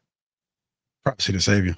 $5 says, how hard is it to respect JR platform? Shaking my head. Stop being weirdos on the panel. JR shouldn't have to constantly ask people to stop cutting this off. Thanks, Prophecy. Michael, that one Mike Newell, $5 says, women are not following God. If they were, they would be virgins. Stop using the Bible. Bruised. Y'all talking crazy. The Bible is totally what they're against. Well, technically, the Bible is also what the men are against as well. We're not speaking. It ain't just the women. Michael again, $5 says, most black women are not wives who trained them. Their mothers wasn't wives. Women can't tell men how to move. Women protect your box. Resistance is key. Michael again says, with the $2, tell to Buster to be quiet. Amira, please talk. Stage, block 499. Love bombing is an excessive form of manipulative attention, generally linked to narcissism. It's a trait used to draw in a partner extract supply. What's going on? Trev, $20 says, I can't believe women are trying to justify having a roster. Take a poll. I bet the ones who think a roster is cool are perpetual and singles and unmarried. I would have disqualified any woman who dated other men. Michael, $2 says, will he doing this for subs? Ali, a easy takedown. Stage again 199 says the minority of men lead while most work. And lastly, Search Shy 87. $2 says Ali works at Home Depot. Sis, knock it off. I want to thank everybody that's contributed to the platform. Let's go ahead and keep it moving, man. I played this clip yesterday, man. I'm gonna go ahead and play it. I don't think somebody's seen it. I know you've seen it already. We do a well-being check on Will. You good, Will? You good, Ty? I'm good. Okay. Yeah, don't none of my questions get answered anyway. I figure I can stay on mute. Well, we did. We just answered your question, bro. Come on, man. It took 45 minutes for me. Marcus, how many times I asked? Will is every week. Come on, man. Always. Just about 5 minutes. It took a little time, but we answered it, man. Stall us out. All right, I'm gonna play this clip. When you came in, so I want a man that's a leader and just owns the room when he comes in. So same thing here. So if y'all haven't seen this one already, I know I played it yesterday. You familiar with it, but everybody popped their balloon because he was bald head and he had a calm voice and he didn't seem assertive. He didn't seem like he was confident. They felt like that he could run over him. So. And I love it. I love the fact that we was able to see something phenomenal for a chance because we always see toxic shit. So I love the fact that they were smiling and they were asking the right questions. It was a beautiful experience. I got no complaint about that. I thought it was so adorable. She was adorable. I liked how she shot her shot in the end and he already had the plan. I hated that girl's outfit, the one that had the green thing and the push-up bra. I just kept saying it was so distracting. Like, what do you have on? What is going on here? What is happening? But yeah, other than that, it was so cute. I like that. She had shoes to match the green on too, Ty. It did. She did. Yeah, At she least she tied it in, but what is she? Well, like, what are you wearing? Pull your the shirt black down threw it off more. bad. Yeah, pull it. It's like, is the shirt supposed to stay up there? I know I'm off topic, but I thought it was adorable. I was watching this dude that was reacting to her channel. He looked up her Instagram. She's a fashion designer, so you know she's wild and all. Now, if you look at her Instagram, she had better outfits on her Instagram. Why didn't she wear one? I don't know. I said the same thing. I don't know. The outfit didn't do the woman no justice, man. But at all, that was you know how them creatives are, man. They go out there and wear any old goddamn thing. You know, a lot of the men complimented her though. They all kept saying, "I really love your outfit." I bet they did. Really I bet they did. Probably was homosexual. That was the same outfit you had on when we met. I did not have on those colors. Don't do that. It was the She same. didn't outfit. have on those colors, but she did have Thank the you. bustier thing on. Yeah. My thing was, Don't try to. She could have did the bustier thing if she wanted to, but not the little green thing on It's top. how It she just put looked that together. unfinished. Don't. My outfit was fire. I still got the pictures. You finna have me. If y'all keep it real, y'all never hear men really diss women on that show. They always say they look nice, and it's just. No, I've heard it. All the time. Shoot, the Ninja Turtle dude. I've heard it a few times of men dissing. Wait, you hear them diss women on that show all the time? Yes, a few times. All right, so like I played that clip because I just wanted to see if you guys noticed anything else besides the outfits. I mean, she did. One of the things that they was talking about was the guy's confidence, but I guess she wasn't concerned about his confidence. She was like probably, men like that. Yeah, she was probably looking past it. So that brings me to the compatibility aspect of it. She also said she's in the military and he's a truck driver, which means that they're both busy. which it probably works. So when we think about the conversations that we have about who's working, I honestly believe that when you have a man that's busy, he probably wouldn't mind a woman that has some things going on because she's not nagging him. And then whenever they come together, they come together. But if she got her own thing going on while he's running whatever he runs, then they may be a little bit more compatible. And that was an example that we saw there. We also saw a woman shooting her shot as well. You know, she seen something that she liked and she wasn't afraid to approach. Whereas we hear a lot of people say, well, he got to come chase me. So that's a conversation as well, too. And then it brings me to the like equally yoked aspect of it. The whole compatibility, equally yoked. It seems to be subjective to some people, but I do think we can pull some conversations from that. She also mentioned how she hasn't dated. So she hasn't had that experience. So whatever guy she meets, he has the opportunity to give her an experience. Some of her first experiences versus someone that's well traveled and been around and done everything. Wait, so this woman, Marcus, this woman ain't damaged. You know why? Because she's choosing not to participate in certain things. She's choosing not to let the guys with all the charisma just jump into between her legs, right? She's specifically saying, I want to experience these things with my guy. I'm pretty sure at this point in her life, enough guys have approached her to want to do all the things that she has refrained from doing. Oh yeah, so Will, look, I watched that. Me and my wife watched this last night, right? And initially, I heard it framed as though she had saved herself for marriage. He asked her about vacation. She was framing it in regards to she had not been on vacation with nobody else. I think that's an important distinction between the two. The other thing is, if she wouldn't have upright chose him, he was going by himself because most of those women felt he was unconfident and he didn't get what he wanted. What that looked like to me is he had to take whatever he could get. And I think she was a beautiful woman and I think it was all good. But let's say that's not his type. But he didn't even know how to get to the one he wanted. That's the type of shit that be happening when you got to like he was so passive that he had to let whatever was going to happen to him. He didn't initiate any of that shit. And that's fine. I don't got no problem with no woman shooting no shot. None at all. How do we know that he was passive though? That's you what the should have just people seen that he said. just spoke, Sweeney, he spoke passively like so from what Vid said, his shoulders wasn't back. He wasn't projecting his voice. He was fidgety. He said those things showed that he lacked confidence and passive.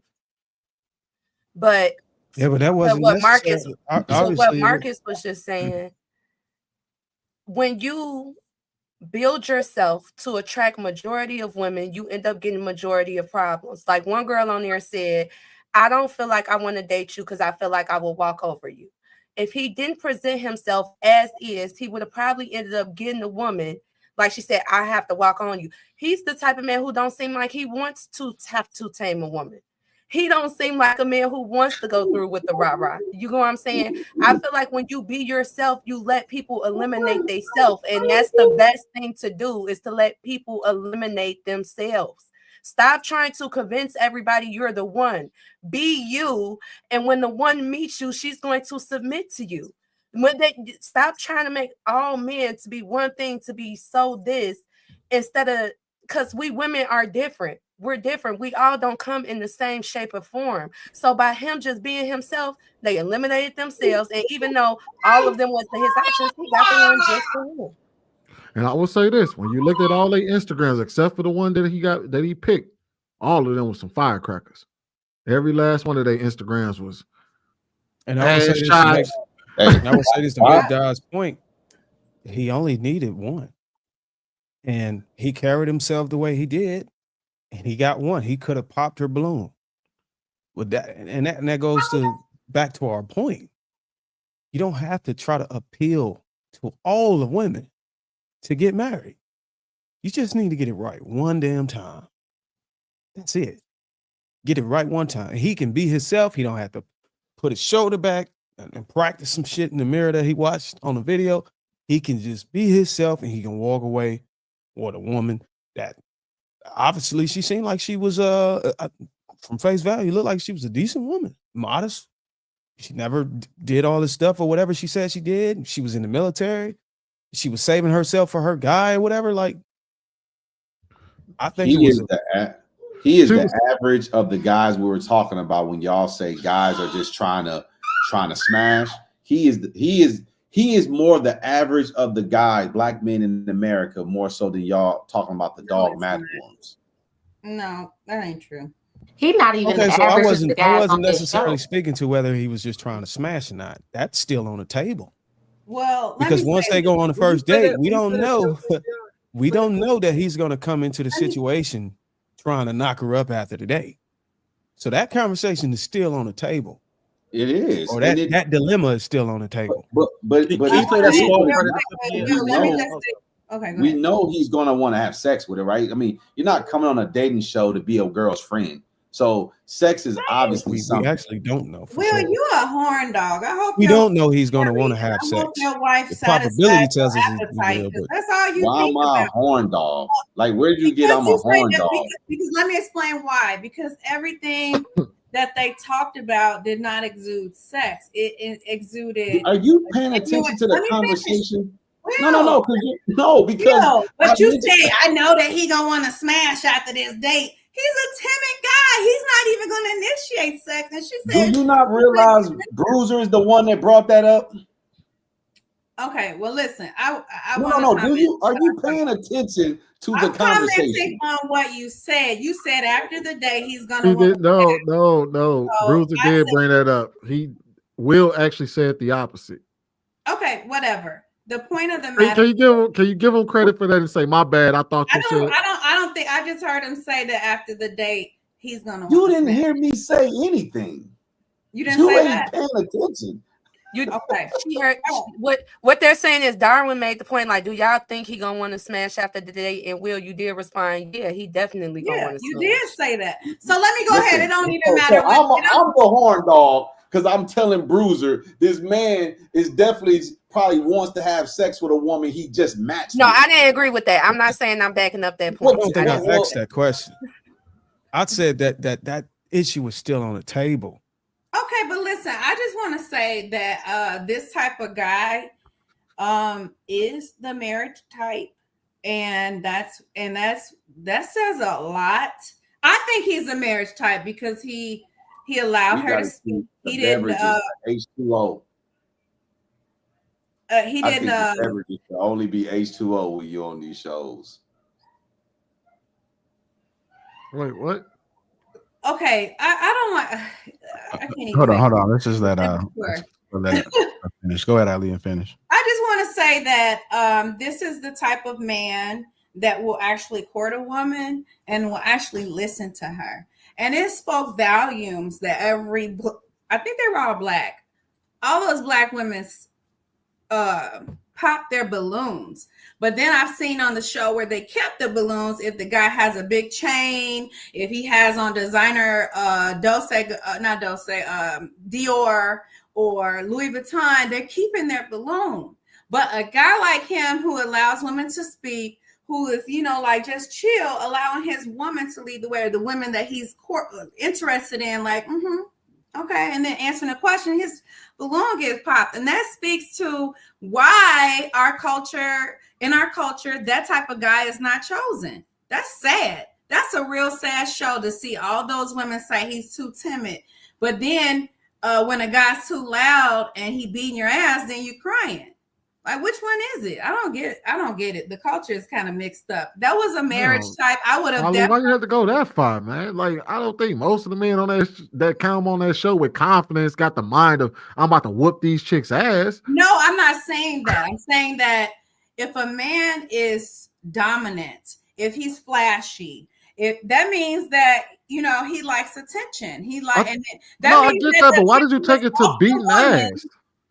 No, I'm saying that in our community, let's be honest, domestic violence happens a lot. Yeah, but it's not like most men ain't putting paws on women. I never said that. I said that if you pay attention, I said it's a shame that women don't go after men that are laid back, chill, that probably won't put their hands on them. They would prefer the flashy type, the guy who needs to be seen, and the guy who's loud. And he probably will give, Are you saying the image entails whether a man is abusive? Dude, let's have a higher level intellectual conversation. I think that's a genuine question. You Listen, said I'm based on gonna his say what looks. I'm saying, and you should listen. I'm did. saying that it's a shame that all those black women popped their balloon on an average nice black man. But if he was a rapper like Future, they would have their balloons because they stand in line for men who are flashy, men who are loud, and men who don't really want their ass. But this What if I told you that there was a man who Why came? you let this go on, JR? Hold on, real quick. What if I told you that there was I'm a man? human and I'm on a panel and I can speak. What if I told you there was a man who came off of a? Go ahead, Mr. Darwin. Ali, what if I told you there was a man that dressed the way you described, chains, grill, everything, and came out of the helicopter on the Pop the Balloon show, and one of the women popped the balloon. Every last one of them. The moment he came in there. We're talking. Let's go to a higher level conversation. Let's not be specific about this show. I'm talking about our community. We promote men who are players, who flashy. We don't promote guys like that are average guys that have an average job that can actually pay your bills. That are, like, baby, I got the bills. The hardworking men that our grandfathers were, when they had to still boots on every day, going to work and paying their mortgage. Yeah, she basically saying women are doing the same thing that men. Have you hold this? Okay. And if we can have your name. My name is Jeremy. And how old are you, Jeremy? I'm 27. 27. Okay. What do you do? So I just graduated law school. So I just got hired for Dora Legal Services. Congratulations. Check me out. All right. And Jeremy, what do you look for in a woman? Man, I want somebody who can hold it down. Conversations. I love conversations. You know what I'm saying? She know how to throw it on because I go out every now and then. You know what I'm saying? Okay. I like honesty too, though. You know what I'm saying? Don't be lying to me and shit. You feel me? If you on that, you know what I'm saying? We could talk about whatever. So you got secrets and shit, talk to me. You know what I'm saying? Let me know. Okay. You know what I'm saying? All right. So we did get a couple of pop balloons. Let's go over to these ladies and see what's going on. All right. Let's see what's happening. Okay. Let's start here. If we can have your name and how old you are. My name is Fiona and I'm 34. And Fiona, why did you end up popping your balloon? I really like your smile, but I just felt the young vibes immediately, and then I'm not sure if I like the hat and the shoes. Okay. Sure. Just a sense of style. So yeah, that's it. All right. And now, is Fiona your type? Fiona, what you looking for in a guy? I'm looking for a maturity. I'm looking for a leader. Okay. And a breadwinner. What's a leader? Someone that can teach me something new, because I feel like lately I'm always teaching a man something, so I want someone to guide me and teach me something. Okay. So what if he could teach you something, but he a leader, he on the up and up? You know what I'm saying? You gonna hold it down, or you just gonna be like, oh, since you ain't got the bread, you dismiss? Well, it's not necessarily that, but it's also the age difference too. So I don't know if you have a maturity for someone that'll be 35 this year. All right, when you was young, you ever dated somebody older? I have. All right, so what's up with the age then? Do you feel you can lead me? I think I can lead you wherever you're trying to go. Okay. Then I might reconsider my balloon being popped. Oh. Sure. All right, like the tat though. Was that a butterfly? It is a butterfly. How many tattoos you got? About roughly 20. Okay, they mean something, or you just be getting tatted? No, they mean something. Oh, okay. Mhm. That's what's up. What's the best Okay. tattoo you Put got? that Marcus Reyes on it. Probably I got an Afro chick on my back, and it represents my sister. Oh, In the okay. past, yeah. Oh, okay, rest in peace. I feel that. Thank I you. had people that died, you know what I'm Mhm. saying? So I understand, you know. It hurt. We move on. We rep, you know? Exactly. I'm moving on. Yeah. Okay. Fiona, you feeling the vibe, or? I'm feeling the vibe. Oh, I am. okay. I like it. I like the aggression. That's how I am. Okay, are we getting a balloon back? I think we're getting a balloon back. Let's get the balloon back. Let's get that. Yeah.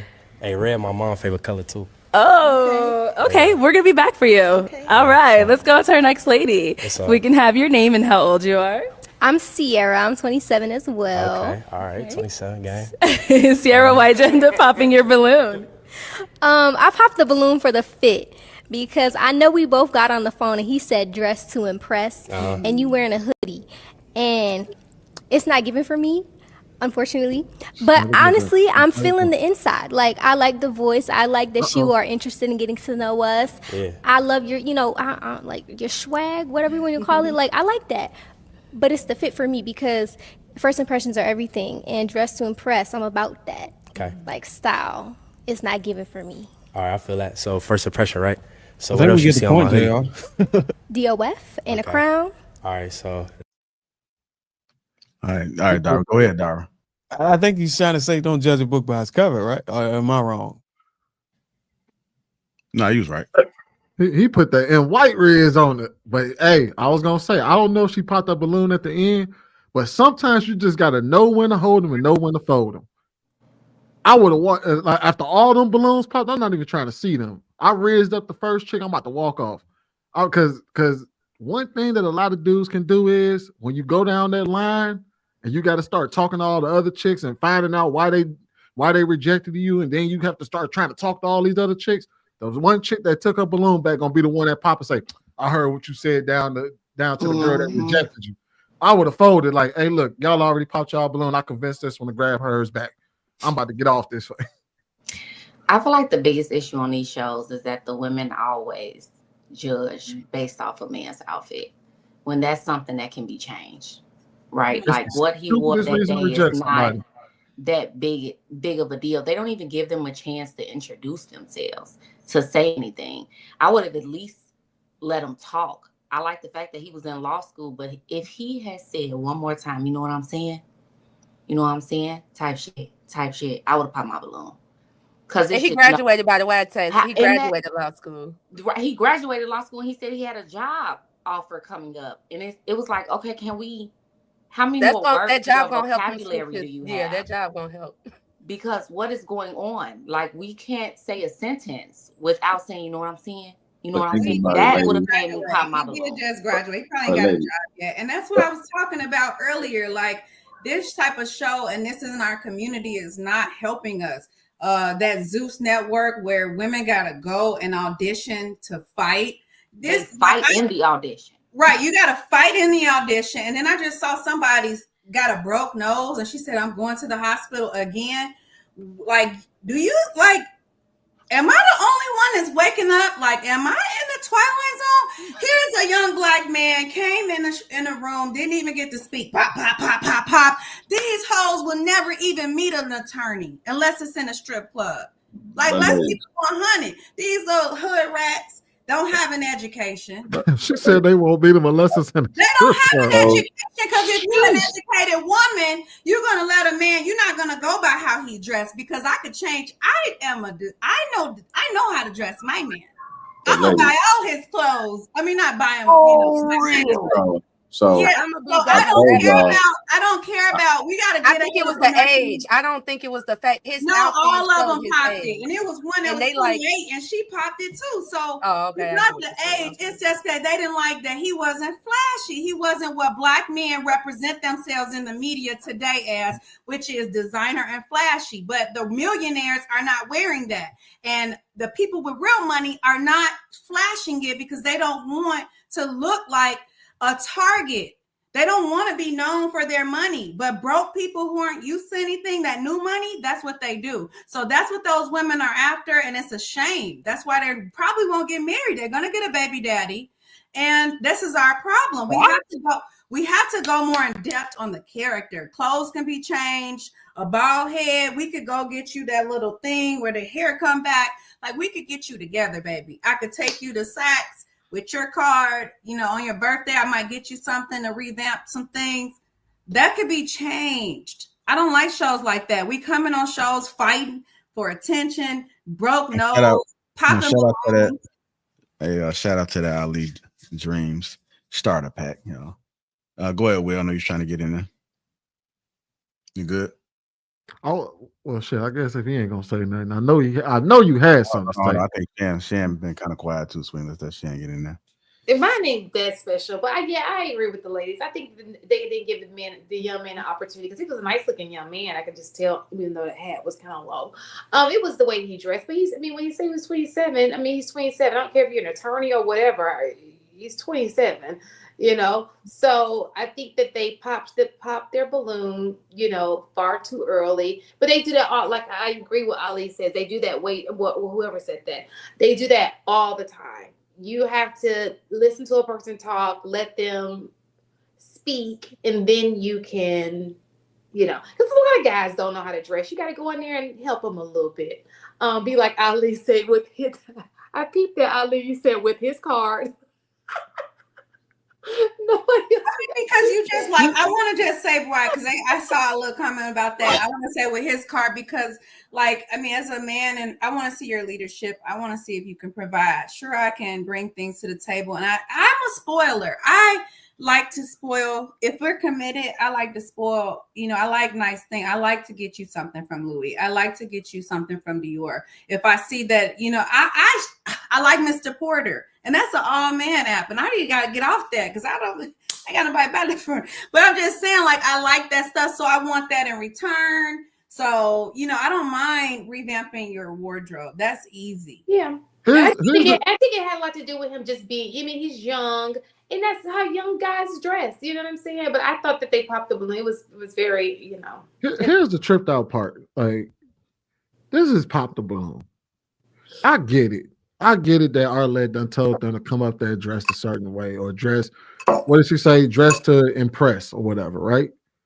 It's pop the balloon. Y'all all came up here in Fashion Nova dresses.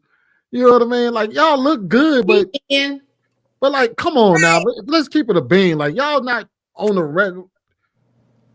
regular just about look. One of the chicks had on a black jacket with a regular t-shirt and some jeans. Like, come on, man. Basic women, they're basic, all of them.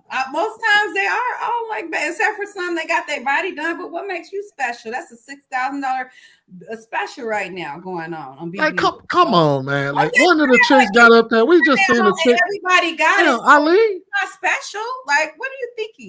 Damn. I think too, it's important to say like I can see Marcus wearing something dressed down. People like to show their personality, because you meet somebody, you want that person to meet you who you are, and that's my personality. This is how I like to do my thing, and so it kind of shows him, you know, who he is. Like, yeah, he. I think that was LeBalance he got on. I think the Spike version, Louboutins. Yeah, and his sweat, the shirt, that's his company. Him and his friends started. So he was trying to put his brand on, is what he said later in there. I thought that when I be talking about how I want my son to behave and shit, I see him operating like that as opposed to that first guy. And when I'm talking, like, that dude has the ability to go get what he wants. He does. Now, did he get it on that panel? I don't think so. But in real life, he's going to be able to create a conversation, feel comfortable enough with women to be able to engage with them, create an environment where they feel comfortable, and then whatever his move is from there, if you want to date them seriously, he has the skill set to do it. If you're trying to have a one-night stand and they down for it consensually without it harming them, he has the skill set to do it. Like, the first guy, if that was my son, I ain't gonna lie, I'd be a little disappointed. I ain't gonna hold you. I'd be like, I love him. And I think that's I don't see any of them being, to me, they're his match. That's my personal, if that was my son, I wouldn't have matched him with any of the young ladies anyway. His hat is so that girl in the orange got a clip-on $5 pony from the beauty supply. This one didn't even do her hair. She just pulled He wore a shirt that said, "My ex is my biggest fan." Right. And then this one got on a fur hat with a wig because she didn't lay her lace down. Ali. So, like, I'm just saying, like, you just come to the table with something before you start popping balloons, because these girls that be on these shows, these Instagram girls, don't have shit going for themselves. I know lots of them that's bad as hell, don't got nothing up here. They all done. You know what, JR? I wish you could find that one. I did see one that was amazing to me. Did y'all see the one where the girl, it was two, it wasn't like a whole pop the balloon, there was one person and one person. And the guy, I guess he was a teacher or something, and the girl, she was about their life. You know what I'm saying? And he was like, "I like you." She was like, "We're not even the same." But she was like preaching knowledge to him, like, "Sir, go teach the kids. You don't want this." Like, we're not in the same, like, and I was because she was a stripper or something like that. And she was like, I don't think you would like my past. It was just not even in the same neighborhood. It was just awful. Yeah, I think I saw that. And she was just trying to save him, but in just a nice way, like, sir. You think you want this. You don't want this.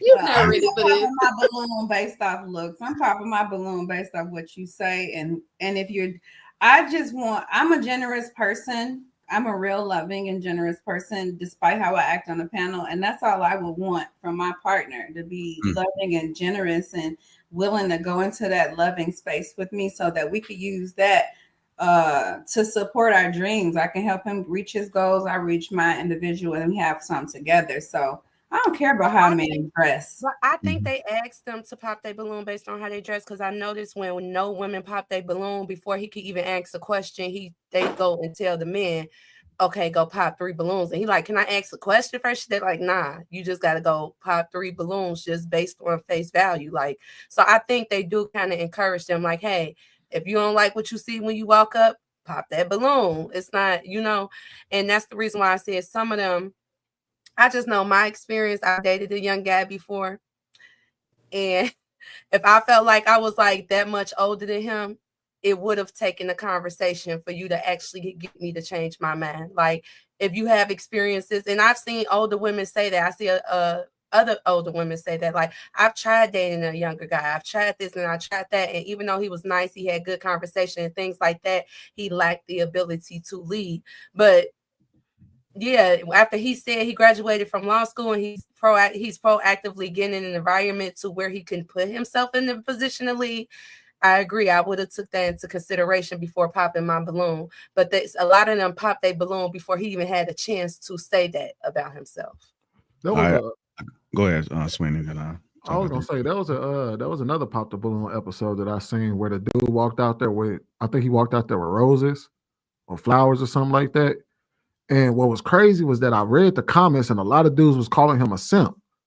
But the reality was that actually he rejected most of the women up there, but he got to the last one and she was degenerate. She wasn't worth a damn because she had rejected him for something stupid. Like, I think it was flowers to all the women. Yeah, he was giving flowers to all the women, but she thought like, oh, you gonna give me the same flower you get, or it got to her. She thought she was getting the last flower and he was actually gonna give her a bouquet. And she felt some type of way. She felt dumb. You've seen it on her face when she felt dumb when he went back and grabbed it. But a lot of people was calling dude a simp, saying, oh man, that shit don't work. I'm like, y'all do realize he rejected all the women up there. It wasn't the other way around. It wasn't like all the girls popped their balloons on him and then he was just trying to make his case. He actually did the rejecting. He popped most of the balloons up there and got to the last girl and was like, yeah, you was my choice from the jump. I think he was like, yeah, you was my choice. And then she felt some type of way. All right. I do want to play this last clip, man. This is about questions you should ask when you meet somebody. So I'm going to play this and then we're going to get about it. This is from a psychologist if you're dating. If you're single and you're looking for a relationship, message is for you. Stop asking these people, he, she, they, about their middle name. It doesn't matter. Their favorite color, I could not possibly care less. Town they grew up in, Ask them about their biggest disappointment and how they handled that. Ask them about coping skills that they use. And then if they have a question about what coping skills are, write that down. Ask them about their goals for themselves. It's August, right? Ask them how they would know that this year has been successful for them. Ask them what their definition of success is and failure. Ask them what their relationship with their caregivers or parents were. What are they? Ask them about abortion and civil rights in the Supreme Court, but please don't act like you care about the middle name. It doesn't matter. They could change it tomorrow. Good questions to ask, man. You meet somebody. What y'all think about that? But you got a point. I seen you shaking your head, Will. Like y'all liking them questions. I'm thoroughly convinced women don't know how to get men without sex. I thought those were great questions. That's a shade, ain't it, Will? No, it's Will just done took off his do-rag and he feeling himself. What? Get off that, man. you might be feeling me. You just stop talking to me. You will.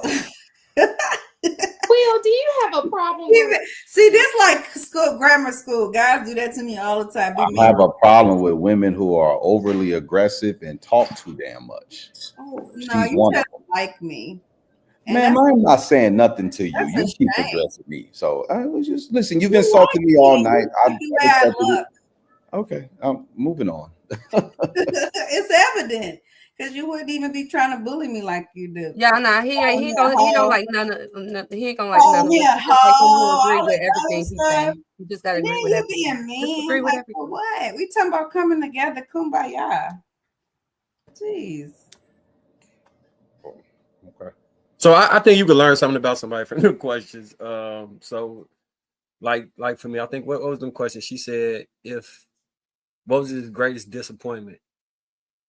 I think you could learn how somebody deals with rejection, deal with stress, deal with chaos, how they interact in problem solving and resolution. I think they decent. I don't know if that's the first thing you come out there and ask somebody.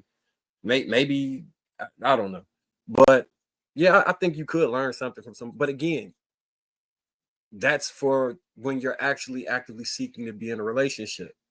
Well, what we was talking about earlier, I wasn't talking about somebody seeking to be in a relationship. And Sweeney and Dara, you seen that girl with that "All my exes are my biggest fan" shirt? Yeah. So if she came and started flirting with you and tried to give you some, you gonna just run away? You gonna tell her no? I'm leaving that alone, bro. Yeah, I don't want to become an ex and end up being her biggest fan. Okay. I don't want to join the fan crew. Right. Now you're a part of the fan club. No, okay. Because I think I don't know which ex it is, but I would assume the very most recent breakup is the fan. So I don't know, man. And wait, to be serious with you, bro. Let's counter it. I'm trying to Like, approach things with a different mindset than I once did. If you asked me this question 10 years ago, 15, 20 years ago, my answer would have been different. But like honestly, to be real with you, what really changed my mind is the conversations that I've seen, that I've had, and all the shit that I've witnessed over the last 3 years, from watching people date and the problems that they've had, and watching how our community has gone. So my mindset is changing now. So I'm trying to approach things from a different mindset. So with the mindset that I will have now and the mindset that I want to teach others to have, I will argue you should leave somebody like that alone. I don't care if she came up and licked the jerk sauce off your finger. I don't care if she showed up with the titties on display. I don't care. Like I don't care. You know what I mean? That's the problem. Part of it. That's the part of the problem right now. At least to me, you know what I mean? Obviously, you got a different ideology, which we already covered. You know what I mean? But to me, I see the reality of the situation. I see what we're dealing with right now. I see the way our community is, and I'm like, man, I truly believe maybe we got it wrong.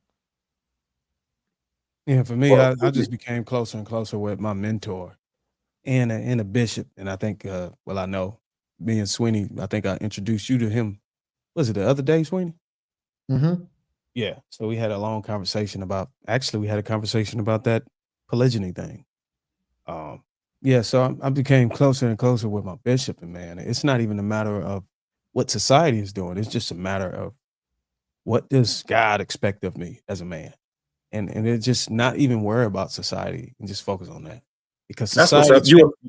You a follower of the bishop? He's your leader? Is he my leader? He's yeah. I'm a follower of the bishop. Yeah, he was. I met him actually met him 20-something years ago when I was at my lowest. And they ministered me back on the right path. You know, I was going through something terrible in my life, and they came into my life, and they brought some sameness to me. So ever since then, I've been appreciative of him, and I just recently reconnected with him because I've been going through a drought, like a disconnect for maybe like several years, 7 or 6 years, 6 or 7 years or whatever.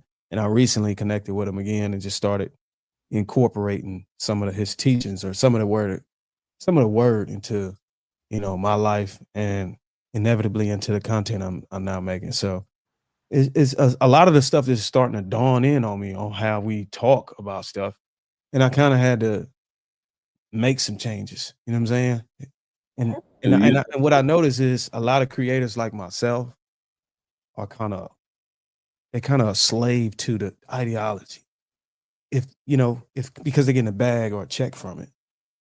Me, I came into the game already made. You know what I'm saying? So I can pivot based on whether I learn something new, and I won't be bogged down by my audience, because I noticed I had a conversation with one guy and he was like, "Man, you know what? I believe exactly what you believe." And I said, "Well, why do you continue to bash and do all this shit?" And he said, "If I change up, all my numbers gonna go down, and then I'm gonna have to go get a 9 to 5." And I was like, you know what? That explains why a lot of guys, when I talk to them outside of the content they make, they're a whole totally different person. I told you they be lying. But when they get on the microphone, they have to feed their algorithm so they can get paid. So a lot of guys are trapped once they started bashing women and they start reaping revenue from it. They're kind of stuck, because if they try to change up, now they lose the revenue. So they're kind of forced to stay 10 toes down on that side of the game. So I'm like, it's sad that the money is making us do that. And I guess I'm blessed that I have against the community to make us hate one another. But how can we procreate? How can we build without one another? And Will, every time I talk, you just be rolling your eyes and shit. What's wrong? What's wrong? Hey, bro, I was just like, it's crazy that Blue. You acting dumb, like you don't know what I'm talking about. Every time I try to say something, you like, "Oh, hey y'all, grow up." This woman wants to talk to me so bad about something. I have no idea I'm what it asking is. you a direct question. Why, when I speak, you make faces? I don't want to talk to you. I just told you I have a roster. Why would I need you? Do you want to be on the roster? You don't. So we not compatible. So anyways, like I was saying, it's an agenda against our community. They want to keep us divided so they can remain at the top. Anytime Elon Musk can go into the White House and be in the presidential office and be holding conferences, that lets you know that money runs this community. This country, and they do run this country. The more money they have. So why wouldn't we learn to get along? Why wouldn't we make sex the last thing that we try to accomplish and try to accomplish more? They want you all to create podcasts that say, woman bash, and then me to create a podcast to man bash. For what? But then how can we ever own anything together?